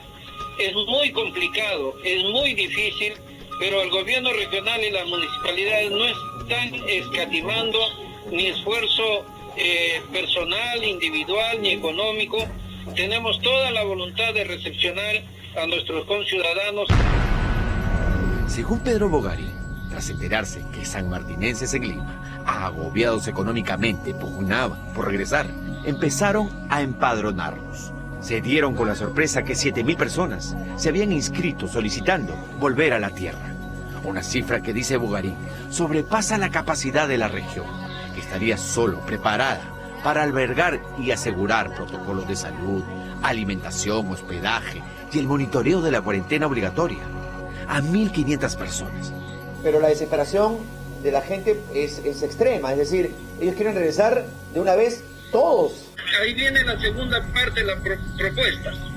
Como ya los tenemos identificados, ya tienen ficha social, entregamos esa ficha social al gobierno nacional y que les adjudiquen un apoyo económico máximo por 3 meses, para que ellos puedan seguir pasando la cuarentena, la pandemia y la crisis que se va a desencadenar. Si en 3 meses ellos no logran tener actividad económica, nosotros nos comprometemos a traerlos a San Martín, pero ya organizados. No solo son los sanmartinenses queriendo volver desde Lima, al éxodo desde la capital, se han unido muchos provincianos originarios de diferentes partes del país, como lo son de Huánuco. Lo que queremos es regresar a casa. Acá nos encontramos gente de la región Junín, de la región Huánuco, de la región San Martín. Lo que queremos es su apoyo, señor presidente, por favor. Escuché en la mañana que están hablando, dice que la región nos está apoyando con víveres. Eso es falso. A nosotros no nos apoya nadie. O los de Yurimaguas. Aquí dormimos en el suelo, en el frío. Tengo un niño de 6 años. Y los niños sufren, ¿no? Porque nosotros no tenemos a dónde ir. E incluso los piuranos, que suman una cantidad considerable, que concentrados en el centro de Lima, parecen decididos a como dé lugar llegar a la ciudad calurosa del norte del país. Nada, hasta el día de hoy no llega la prueba rápida, supuestamente. Mire, imagínense 5 días y no llega la prueba rápida. Hemos almorzado desde ayer. Hoy día unos jóvenes nos han llevado un pan donde hemos estado en la agencia. Hay criaturas, hay ancianos que no pueden caminar, pero lo están haciendo, se están esforzando. Quiero estar con mis hijos, con mi familia, con mi madre. Todos los que están acá quieren estar en nuestro Piura, con la familia. No tenemos recursos, yo soy jardinero independiente. Ya se me acabó, ¿qué vamos a hacer? Nos han botado del cuarto, ya no tenemos dónde ir. ¿Dónde está el presidente de la región de Piura? No nos hace caso. Sin embargo, que los piuranos estén atrapados, entre comillas, entre sus deseos de volver y la posibilidad real de ser llevados a casa, dice el gobierno regional de Piura es responsabilidad del gobierno central. Pues señalan que preocupados por la situación de sus paisanos, la región ha destinado 2 millones de soles para hacer realidad el retorno de sus conciudadanos. Las pruebas rápidas para el descarte del virus, como requisito previo para la vuelta a casa, no están siendo practicadas en Lima, frustrando así, dicen, el ansiado retorno. Hago un llamado a INDECI y al Ministerio de Salud a fin de que puedan trabajar con el gobierno regional de manera articulada y que se nos permita traer a más personas. Entiendo de que la logística y el trabajo que ellos tienen que realizar va a ser más arduo, más sacrificado, porque traer a 800 personas diarias implica tener pruebas rápidas, tener una logística, y yo sé que también se está atendiendo a muchas regiones a nivel nacional. Y si bien existe la angustia de los provincianos tratando de volver a su tierra, existen otros cientos de peruanos que a miles de kilómetros sienten aquella misma desesperación de volver, pero de volver a la patria. Peruanos parados muchas veces en países tan lejanos como Sudáfrica, Tailandia, o el caso de las jóvenes estudiantes Alessandra Mesa y Stephanie Olano, varadas en España. ¿Cuántos muchachos son? ¿Cuántos chicos en total? Te hablo aproximadamente de 150 alumnos varados en España. O sea, y confirmado. Desde finales de enero, Alessandra y Stephanie, ambas de 23 años y estudiantes de la carrera de audiovisuales, viven juntas en un apartamento en Madrid, a donde llegaron a finales de enero para cursar hasta junio el 8º ciclo de la carrera en una universidad de España, como parte de un intercambio universitario. Sin embargo, a partir de la primera semana de marzo, todo cambió. El 10 de marzo dijeron que se cancelarían las clases presenciales y que iban a comenzar a hacer clases virtuales, pero no nos dijeron hasta cuándo, no estaba previsto hasta cuándo iba a ser la modalidad virtual. Bueno, comenzamos con las clases virtuales y luego de unos días la UPC nos mandó un correo diciéndonos si queríamos o si bien seguir con el intercambio acá en España o regresarnos o hacer la matrícula en UPC. Bueno, al principio no sabíamos qué hacer, porque de hecho queríamos quedarnos acá haciendo el intercambio. El coronavirus en España ya venía haciendo terribles estragos. Fue entonces que ante la incertidumbre decidieron olvidarse del intercambio, más aún si ahora iba a ser virtual. Así que decidieron mejor regresar al Perú para no perder el semestre. Pero la cuarentena y el cierre de fronteras en Perú no solo frustró el regreso, sino ahora, como sus pasajes tenían fecha de retorno aún en julio, las jóvenes no califican en el rubro de personas que podrían regresar en algún momento en un vuelo humanitario. Nos rebotaban con un mensaje diciendo: estos vuelos son para gente que ha perdido el vuelo de tal fecha a tal fecha. Yo digo, ok, pero ¿y la lógica para nosotros? No existe. O sea, nosotros no aplicamos a esa lógica de, ok, yo no perdí el vuelo, obviamente porque vine de estudiante. ¿Cómo voy a perder, o sea, cómo voy a programarme un vuelo tan pronto si mis estudios son hasta junio? Actualmente, Alessandra y Stephanie no solo están confinadas por el coronavirus en un apartamento en España, sino, paradojas de la vida, desechado lo del intercambio universitario en la Universidad Española, ahora reciben en Madrid las clases virtuales impartidas desde su universidad en Perú. Estábamos recontra emocionadas por hacer un intercambio, que es una oportunidad, creo que es muy buena oportunidad, sí. Y venir y que nos agarre esto era, o sea, al principio no lo creíamos, no lo asimilábamos. Y claro, hacer un intercambio virtual no es lo mismo que hacer el intercambio presencial. Ahora, a lo que me refiero también el gasto que representa, supongo, a su padre, ¿no? Y son 4 veces más, imagínate. O sea, pagar un departamento aquí en España te puede costar entre 400 y 800 euros. Nosotras estamos ahorita compartiendo un cuarto entre las dos. Igual es un gasto que es mensual, ¿no? Y claro, ahorita ya llega fin de mes y tanto nosotras como en otros casos de todos los estudiantes, va a llegar un momento en que ya no van a tener cómo pagar esa mensualidad de su cuarto o del departamento donde estén. que también desean volver a la patria son Franco Jauregui y su madre Roxana Funk, atrapados en Tailandia. Roxana partió del Perú el 3 de marzo en un viaje que la llevaría como parte de una capacitación a países asiáticos como Malasia, Singapur y Tailandia. El viaje de Roxana fue aprovechado por su hijo Franco para viajar a Asia desde Alemania, donde estudia una maestría. Pero la pandemia que se desataba en el mundo fue arruinando los planes de Roxana. El 7 de marzo yo tenía un curso en Singapur. El curso fue cancelado. Bueno, no le tomé tanta importancia, dije, bueno, seguimos el viaje ya como turismo ya.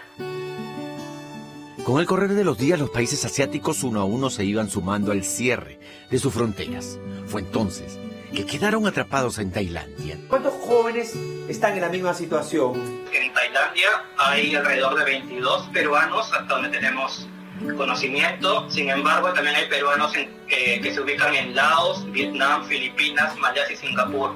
En total somos alrededor de 55 peruanos. El gobierno quizás ya no pueda pagar estos vuelos de repatriar, ya no puede asumir estos costos, pero sí puede permitir y ordenar que los vuelos lleguen al aeropuerto y podamos de a poquito ir regresando.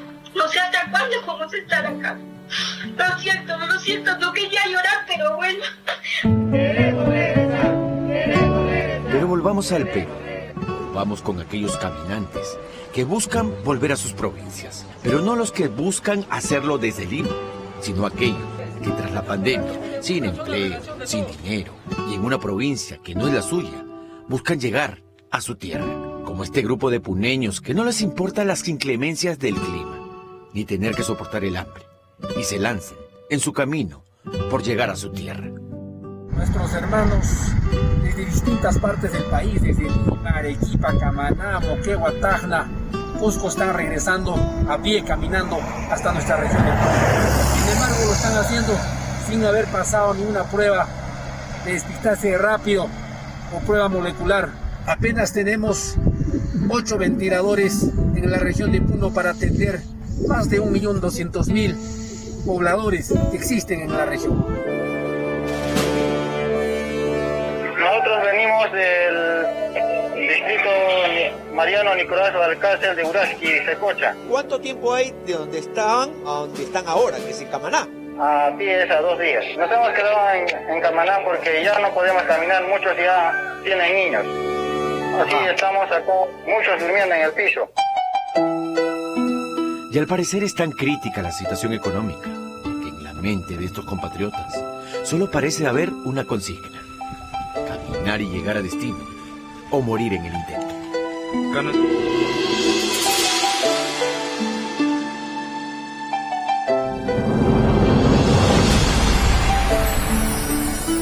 ¿Saben cuál es la realidad para todos estos compatriotas? Que los gobiernos regionales están diciendo: no tenemos dónde recibirlos y albergarlos para hacer cuarentena. No hay espacio, no hay el presupuesto, y hay regiones en las que han dicho: por favor, no me los manden todavía porque no tengo dónde colocarlos. Y ese es un tema del que se tienen que hacer cargo. Porque así como se atendió a los peruanos que han dicho que son más de 10.000 o 12.000 los que ya han repatriado del extranjero y los trajeron y los colocaron en hoteles con habitaciones individuales y asumieron los costos de su alimentación durante los 14 días de cuarentena, no hay ciudadanos de segunda clase. Son peruanos como los que llegaron del extranjero y merecen el mismo cuidado, la misma protección y los mismos protocolos. Ese cuello de botella de 800 pruebas nada más diarias para estos grupos que están pretendiendo llegar a regiones tiene que resolverse de algún modo, porque hay que seguir los protocolos y no pretender que lleguen llevando, si es que están contagiados, la enfermedad a sus lugares de origen. Pero entonces hay que pisar el acelerador ahí y tratar a todos los peruanos con la misma vara y con las mismas consideraciones. Cambiamos de tema. Yo había adelantado que íbamos a conversar con Carlos Alcántara, nuestro querido Cachín, y es que el rubro del espectáculo, del entretenimiento, de la cultura, del teatro, del cine, de las grandes producciones que nos nutren el espíritu y el alma, les está pasando la factura y está siendo muy golpeado porque las salas de cine estarán cerradas, porque los conciertos no se podrán realizar, porque los grandes estrenos no podrán realizarse. Entonces, ¿qué se hace con todo el personal detrás de las figuras que salen en pantalla, que usted podrá imaginar, tendrán algún ahorrito, algo.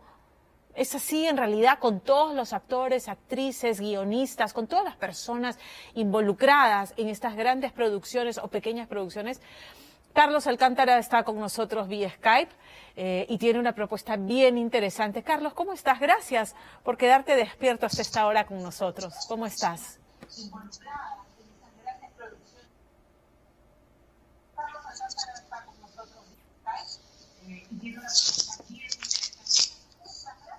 Hola, ¿cómo estás, Pamela? No sé si me estás escuchando. Te escucho perfectamente y tenemos un poquito de retraso, así que tranquilo, te escucho perfectamente. Tengo problemas con la comunicación porque no los escucho, no sé si ustedes me están escuchando. Te escucho perfectamente, todo bien. Ah, ok, bueno, entonces vamos a conversar. Buenas noches. Cuéntame, por favor, yo estaba describiendo la situación complicada en la que se encuentra todo el grupo humano que está detrás de la producción. Bueno, estamos pasando por un problema bastante fuerte para toda la gente que tiene que ver con las películas, con la producción cinematográfica. Lo sé y entiendo que hay una propuesta que tú tienes para los que amamos el espectáculo, aplaudimos su trabajo, nos sentimos orgullosos de los que hacen, pero en estos momentos nos toca no solamente sentirnos orgullosos, sino apoyar. Hay una gestión.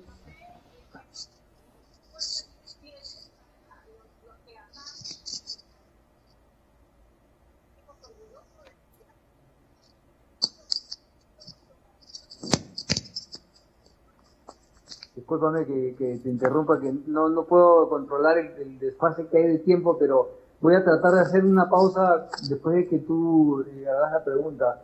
Te comentaba que mucha gente no sabe que hay una cantidad de personas que trabajan detrás de cámaras, y no solo detrás de cámaras en el sentido que están en el día del rodaje, sino también muchas personas que tienen que ver con el rodaje, que puede ser la gente que maneja los buses donde trasladan a los técnicos, la gente que tiene que ver con la comida, con la alimentación en un rodaje, la gente que tiene que ver con el vestuario, que son muchas personas, y que se ha hecho pues un empadronamiento y una evaluación sobre todo de la gente más vulnerable, que tiene más problemas a nivel económico también. Y Tondero y Netsum tienen esta idea genial de poder presentar nuestro espectáculo, el show en vivo, que estuvo grabado con más de 10 cámaras.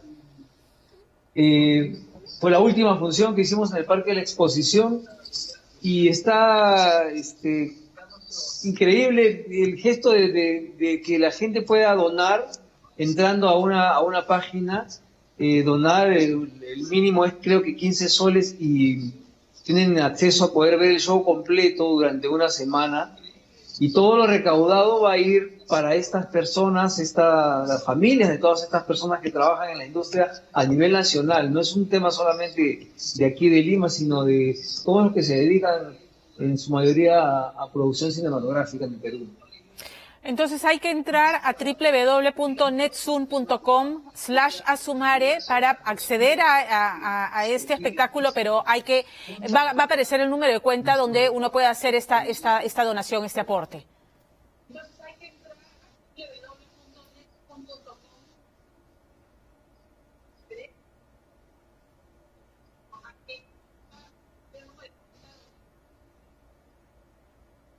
Sí, exacto. Entras a esa página y tienes todos los pasos para poder tener el acceso y al hacer la donación tú tienes derecho a poderla ver a partir, por ejemplo, si ahora haces tu donación, puedes ver a partir de hoy día hasta durante 7 días el espectáculo y volver a verlo durante una semana.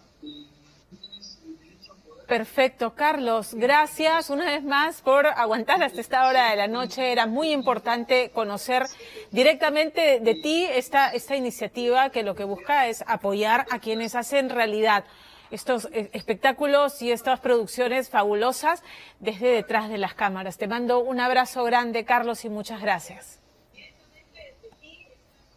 Fue Carlos Alcántara, hemos tenido un desfase en nuestra comunicación, sé que todavía nos está viendo, te mando un abrazo grande, Carlos, de verdad hay que ser solidarios y solidarios con quienes hacen realidad estas producciones que nos alimentan el alma, ya lo he dicho, porque la cultura siempre nos enriquece y sobre todo en estos momentos que necesitamos dejar de pensar en cosas que nos produzcan ansiedad, preocupación, porque sabemos cuál es la realidad y sabemos que nos tenemos que cuidar y cuidar a los nuestros y evitar el contagio. Entonces hay que ver cosas que nos alegren el día también. Y vamos a seguir con el tema del coronavirus, pero lo vamos a tocar desde la forma en que se está innovando para afrontar la nueva forma de vivir, de convivir y de socializar. Entonces hay países como en Colombia donde se han desarrollado robots que van a hacer el servicio de delivery. Ya no será una persona, sino un robot el que te lo entregue. Hay empresas que están trabajando en plataformas virtuales para poder hacer un mapeo y un seguimiento del estado de salud de las personas. El famoso código QR que se aplica en Corea del Sur, que se aplica en China. Hay empresas que se están organizando para poder alimentar a los que menos tienen, pero echando mano de la tecnología. Percy Guzmán se lo cuenta todo. Hola amigos de Día D, hoy vamos a ver cómo funciona un proceso de entrega de un domicilio de nosotros. Se imagina que un pequeño robot, tan tierno como Wall-E, se pasee por toda la ciudad, repartiendo sus pedidos por delivery. O que nuestro estado de salud esté escaneado en un código QR para poder realizar nuestras actividades sociales. Mi código es verde, eso significa que puedo seguir. Si fuera amarillo o rojo no me lo permitirían. Pues estas y otras ciencias serán parte de nuestro cotidiano vivir. La pandemia por el coronavirus COVID-19 definitivamente cambió nuestras vidas para siempre. Una situación que nos obliga a nuevas costumbres, una radical adaptación que tendremos que asumir para poder regresar gradualmente a las actividades sociales teniendo a la tecnología como nuestro principal aliado. Hola, mi nombre es Sergio Pachón, soy cofundador de KiwiBot. Nosotros ofrecemos este servicio de reparto de delivery con robots. En este momento estamos trabajando con Rappi. Esperamos muy próximamente poder ofrecer este servicio en Perú y que ustedes puedan recibir su comida a domicilio con nuestro pequeño amigo. KiwiBot es un robot creado por 3 ingenieros emprendedores colombianos, quienes hace 3 años, radicados en Silicon Valley, crearon este prototipo para el reparto a domicilio en esta ciudad, sede de muchas compañías globales de tecnología. Debido al aislamiento social, el uso del delivery será el principal motor para sostener la economía de muchos negocios gastronómicos. Por eso, este robotito ya opera en la ciudad de Medellín, gracias a un conocido sistema de reparto al hogar.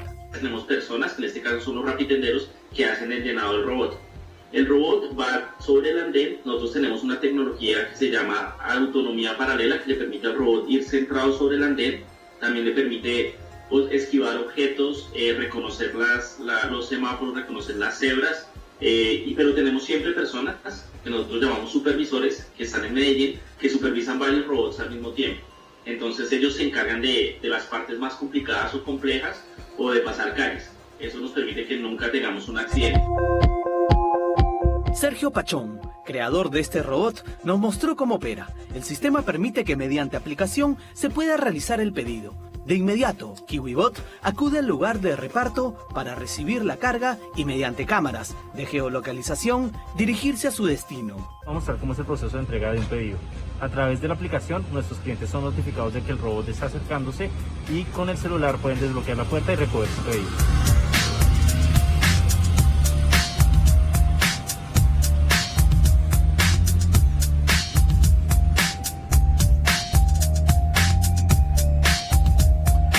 La idea de estos emprendedores es evitar el contacto con humanos para el servicio delivery. Por eso, KiwiBot cumple con los protocolos de sanidad al ser desinfectados cada vez que realiza un reparto.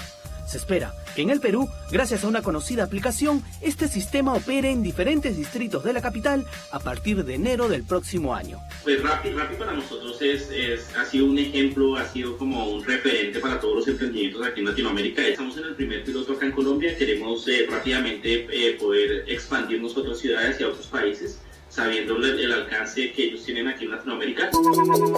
Lo que sí es casi un hecho en nuestro país es la llegada de la tecnología blockchain. Buenas, mi nombre es Raúl Martín Ábalos Guerra, les presento mi proyecto a través de la tecnología blockchain y que usa un aplicativo Calikai, en el cual va a ayudar mucho a controlar las personas que están contagiadas del COVID-19. Como lo viene usando China, con buenos resultados, y la gente ha salido progresivamente a hacer su vida normal. Y esa misma tecnología la quiero traer acá al Perú para que todos los peruanos podamos regresar a nuestra vida cotidiana. Mediante la aplicación Calikai, palabra que significa salud en quechua, este sofisticado sistema genera un código QR después de que cada usuario llene una declaración jurada. Una suerte de escáner digital que otorga un certificado de salud que brinda diariamente un color según el resultado de tus datos. Verde para poder circular, amarillo que obliga a la cuarentena en casa y rojo que necesitas atención médica y aislamiento obligatorio.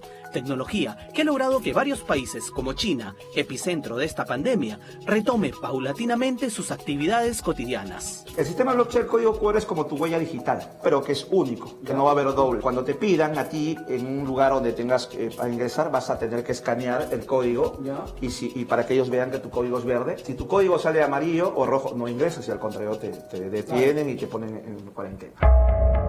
Los resultados que aparecen en el código QR podrán ser verificados rápidamente por policías militares y autoridades para contener la infección, controlando los principales accesos a la ciudad.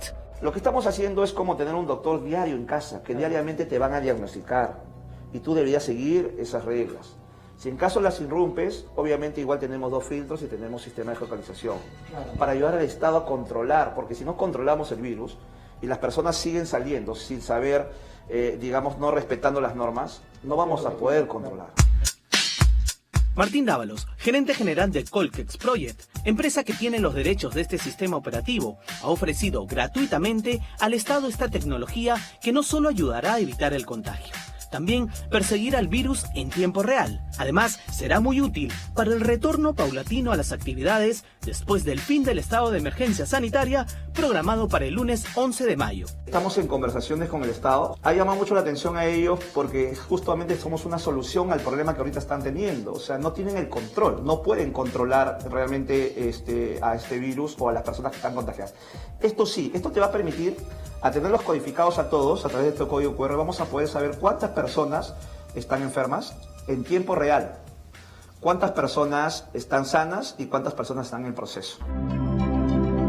Otro problema causado por el estado de emergencia nacional es el educativo. Sin fecha definida para el inicio del año escolar 2020, se creó el programa de educación a distancia Aprendo en Casa, un sistema operativo digital que necesita de una herramienta importante que muchos escolares no tienen, una laptop.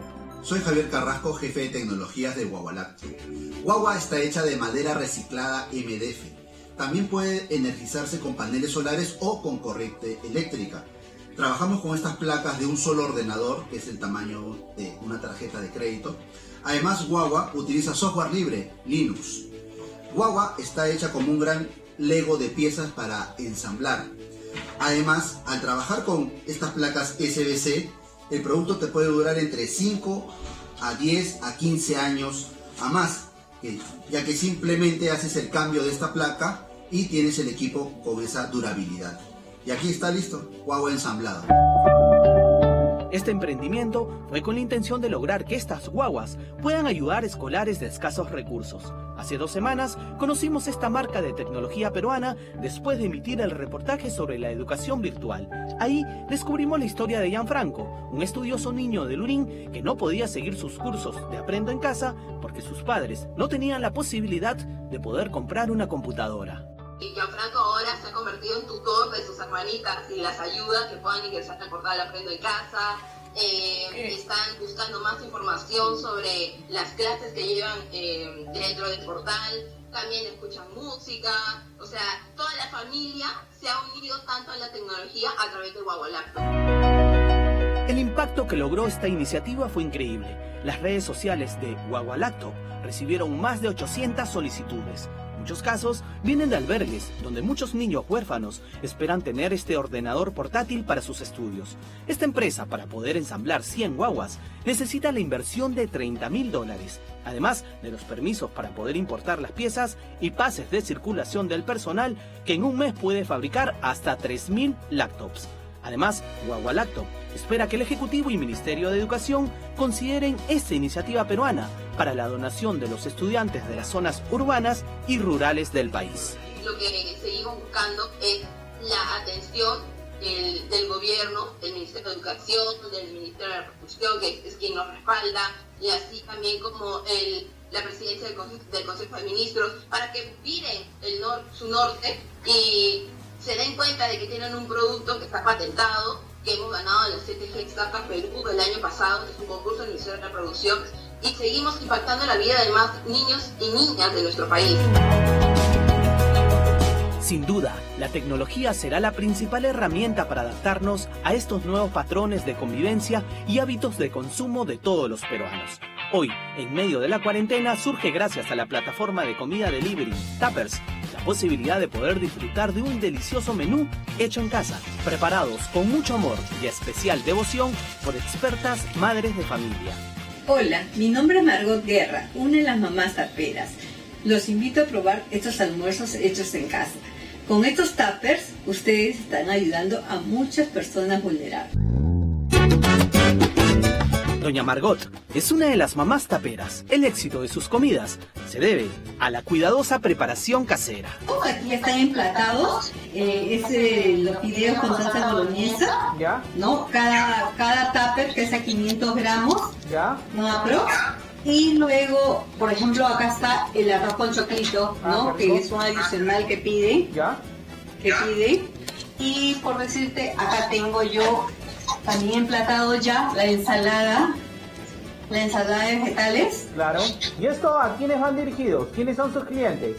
Mira, los clientes ahorita son las personas más vulnerables, son personas de la tercera edad, en la cual ellos no pueden salir a comprar o preparar sus propias comidas.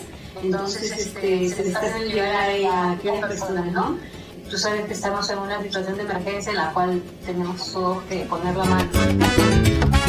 No solo brinda alimentación a las personas que por diferentes motivos no pueden salir de casa debido al estado de emergencia sanitaria, también presentan unos packs de venta para poder preparar más de 700 platos diarios que serán donados. Definitivamente la concepción de Tappers es justamente siempre apoyar a la mayor cantidad posible de personas, generar un impacto positivo en la sociedad desde el rubro de la comida que tenemos, y aprovechando el alcance, aprovechando la oportunidad que tenemos de aún seguir operando, es que decidimos lanzar este nuevo canal que serían donaciones de comida, y para poder hacerlo lo que hicimos es generar alianzas con instituciones que hoy día están acogiendo a personas con discapacidad, personas adultas o personas indigentes, digamos. Primero gratuitamente, como parte de Tappers. Estas iniciativas ayudarán a esta nueva forma de vida que tendremos que adaptarnos. Las circunstancias serán distintas, por eso el Ministerio de la Producción, mediante el programa Innovate Perú, apoya estos proyectos, como es el caso de Pixet Core, quienes desarrollan tecnologías inclusivas como prótesis de extremidades superiores e inferiores. Hoy, estos emprendedores se adecuaron a la realidad que vivimos por la pandemia y fabrican máscaras con impresión en 3D para donar al personal médico. Nosotros encontramos una forma de poder hacer protectores faciales para el personal de salud que está ahorita trabajando en los hospitales en primera línea, y son, digamos, los protectores que ahorita venimos entregando. Vamos a culminar esta semana de entregar 300 protectores al Hospital de Almenara. Y ayer hemos entregado 120 protectores al Hospital del Niño, y tenemos todavía por entregar más de 8.000 protectores junto con un aliado. Como Pixet, existen otros proyectos tecnológicos que el Ministerio de la Producción está cofinanciando mediante fondos concursales con la convocatoria que ya culminó y tuvo un impacto increíble, llamado Reto COVID-19 Innovar para Salvar. Reto Innova COVID, Innovar para Salvar, ¿no? A través del cual está destinando un fondo de hasta 10 millones de soles para poder cofinanciar todo tipo de soluciones tecnológicas que apunten a reducir mediante distintos productos, distintos prototipos, los indicadores del COVID, ¿no? Ya sea a través de ventiladores, respiradores, kits de diagnóstico rápido, túneles de desinfección, ¿no? También hemos, apuntado a todo lo que es la telemedicina, teleeducación, soluciones en la mejora de las cadenas de suministro de material médico, servicios a personas en situación de aislamiento, distribución de alimentos, monitoreo de rebrotes. El coronavirus COVID-19 nos obliga a cambiar nuestras costumbres, como tener la posibilidad de recibir un servicio delivery por un dron, o quizá ser identificados como posibles infectados debido a unas gafas que detectan la temperatura corporal. También surgen extravagantes ideas como crear unas bolsas aislantes para los bebés. Hace apenas unos meses no hubiéramos imaginado esta alteración que parece sacada de la más alucinante serie de ciencia ficción y que hoy nos corresponde adecuarnos a esta inminente transición.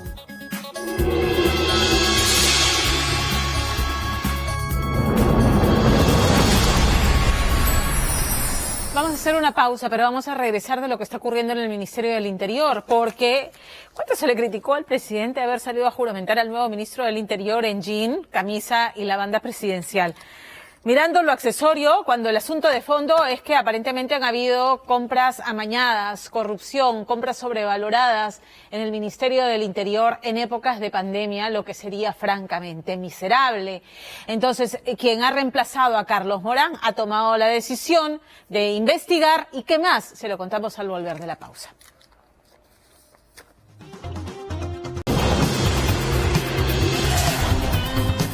Fue una sorpresa el cambio en el Ministerio del Interior. Carlos Morán dejó la cartera y fue reemplazado por Gastón Rodríguez. Y decía pues que se había criticado al presidente mirando que si la juramentación fue en blue jean, que qué falta de majestad para el evento, olvidando la razón de fondo de este cambio, y es que hay denuncias de compras sobrevaloradas, de corrupción en las compras que ha hecho el Ministerio del Interior en plena atención de la emergencia.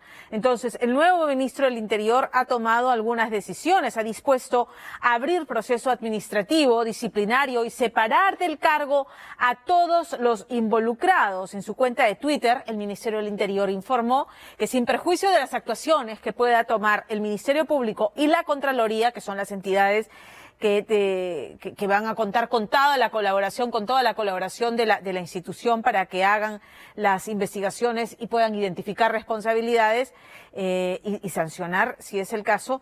Lo que han decidido es separar a quienes han resultado puntualizados y señalados en estos actos de presunta corrupción. Así que no solamente es que se abre investigación interna, sino que todos los involucrados han sido separados. Un tema que sin duda va a dar que hablar en los días por venir, francamente. Hasta el presidente Martín Vizcarra hoy en conferencia de prensa hizo referencia a eso, que se investigue, que se sancione, porque la corrupción siempre hay que arrancarla de raíz, pero resulta todavía más dolorosa cuando estamos hablando de una situación en la que la vida y la muerte están en juego. Antes de despedirme, por favor, mascarilla, lávese las manos, 2 metros de distancia, no salga si no es necesario. Los asintomáticos contagian. Y si usted va al mercado y no toma todas las medidas de precaución, o al banco o a la farmacia, puede encontrarse con alguien asintomático. Y si se descuida y se agarró la cara, en fin, puede llevar el virus con usted y con usted a su casa. Cuídese, cuide a los suyos, sea maniático con la limpieza y la desinfección. Ninguna exageración es, en realidad, no, cualquier exageración es bienvenida. Eso es. Cuídese, por favor. Muy buenas noches. Gracias por acompañarnos en esta edición de Día D.